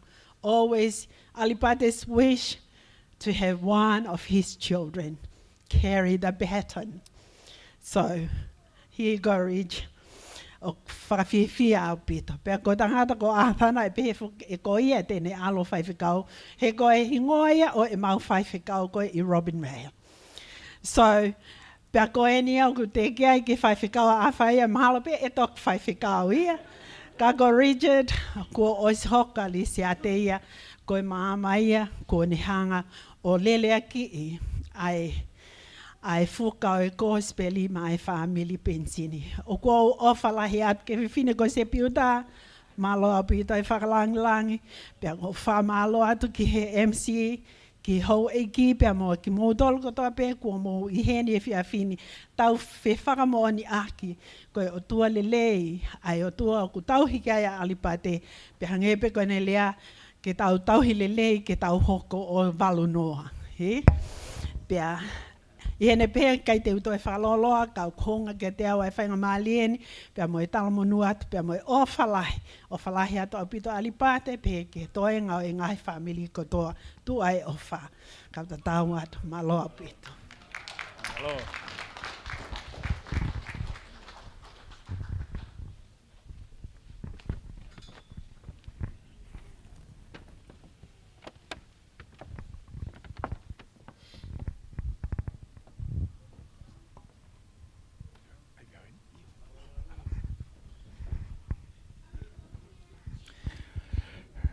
Tu mo ke u fatap ke afio tua tau lotolotonga. O kune ke afio pe. Talu e tau kamata. O umai ke whakaosinga. Patu mo ke ufanga atu e tal mau kato e whanua pe mo tu. Whawhanga e ho iki. Ka mai whahu. Ka mai tangata birthday o ahoni. Ko kore pe mua ke u whanga e ki minute whaka sisi pe. Ke whawhaka malo ki MC. Fili? Tau ki pas ki MC. Me guia is the master of ceremony because he controls the whole function. And when we get to the end, two people that we thank, God and the MC. So thank you very much.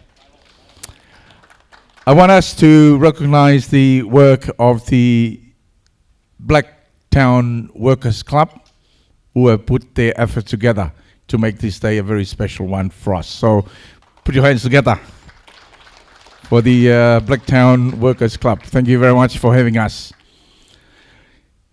Te uki whakatonga be, agi lea no whabalangi, aska pato whai hatau lotu.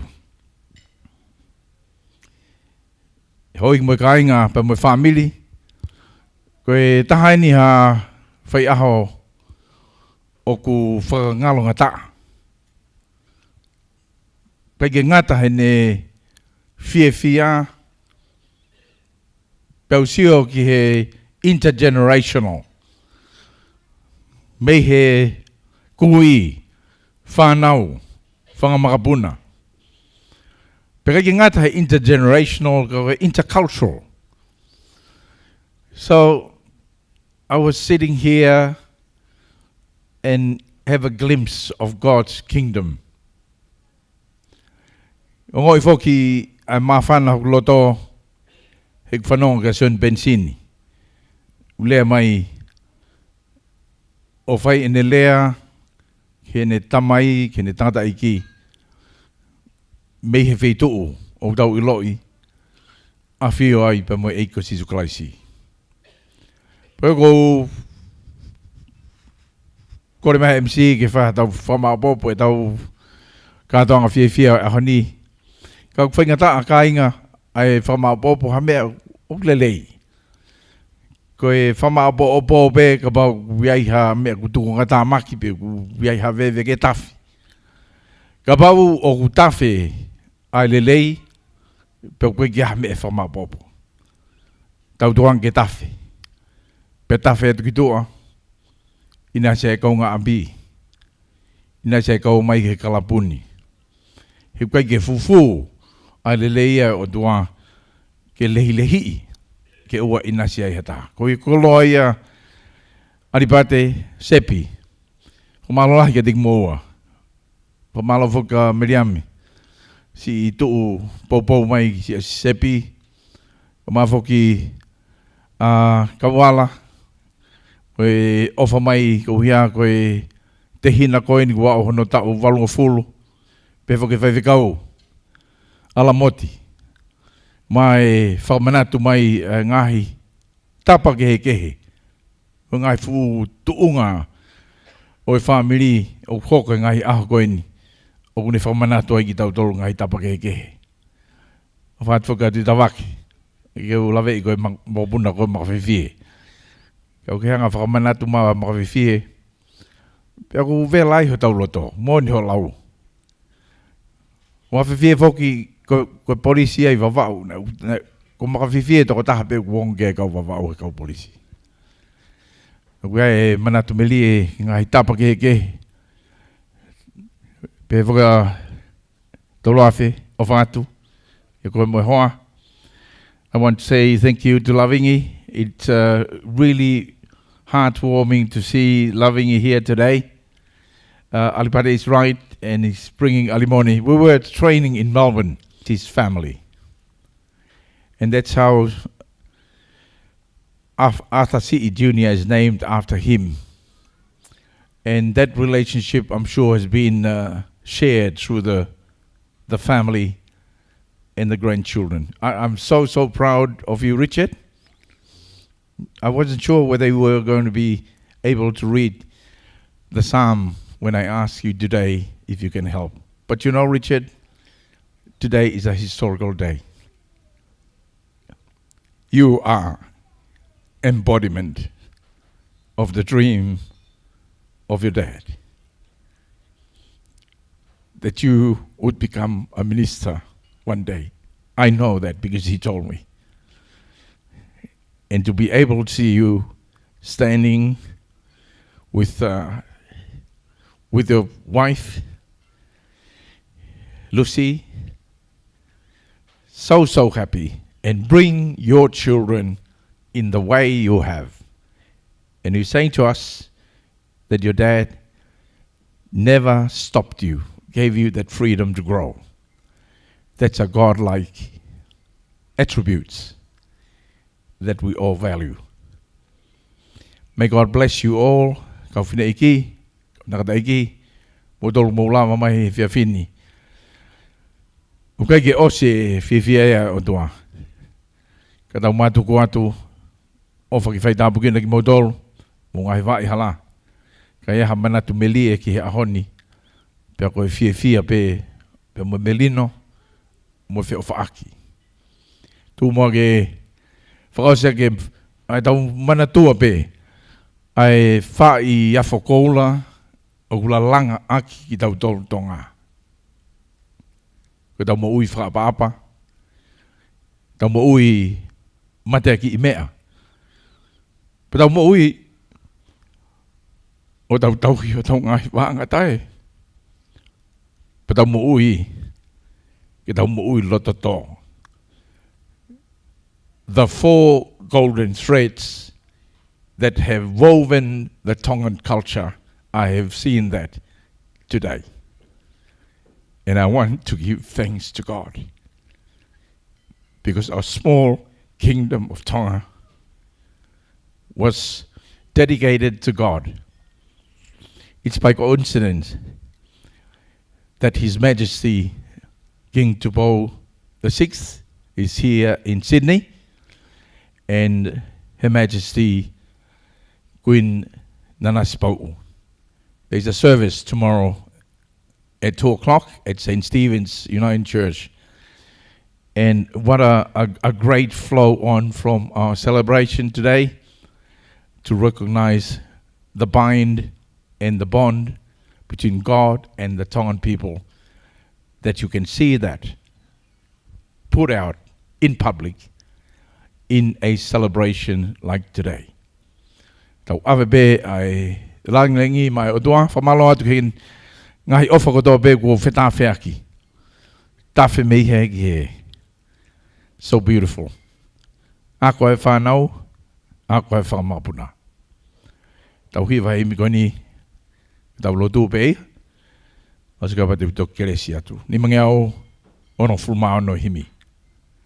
Si so he fotu he tokomano, masani hake he mea fulipe. Tok tumu, o a whitau lalo, si o whaanga, hok lau mari.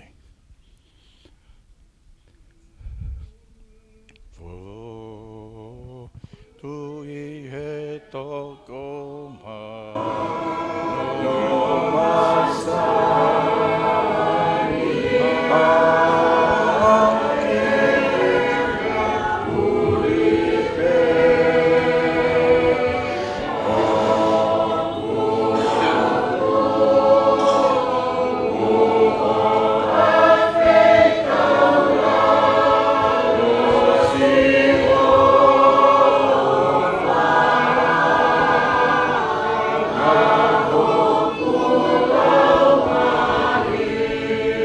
Lose toafa lile e te rea.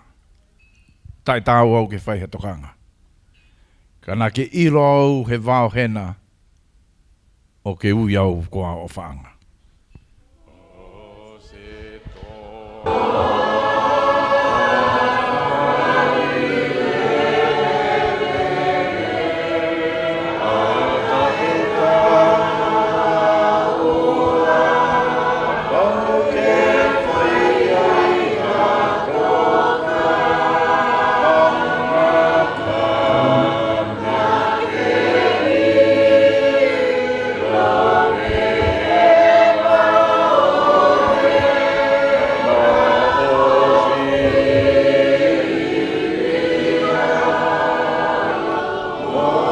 come and say a last prayer and the benediction for us as he sent us out.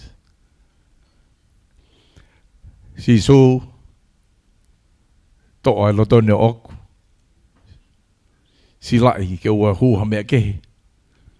Kau mate mo ui pe mo o. No foi pe si o ta mere.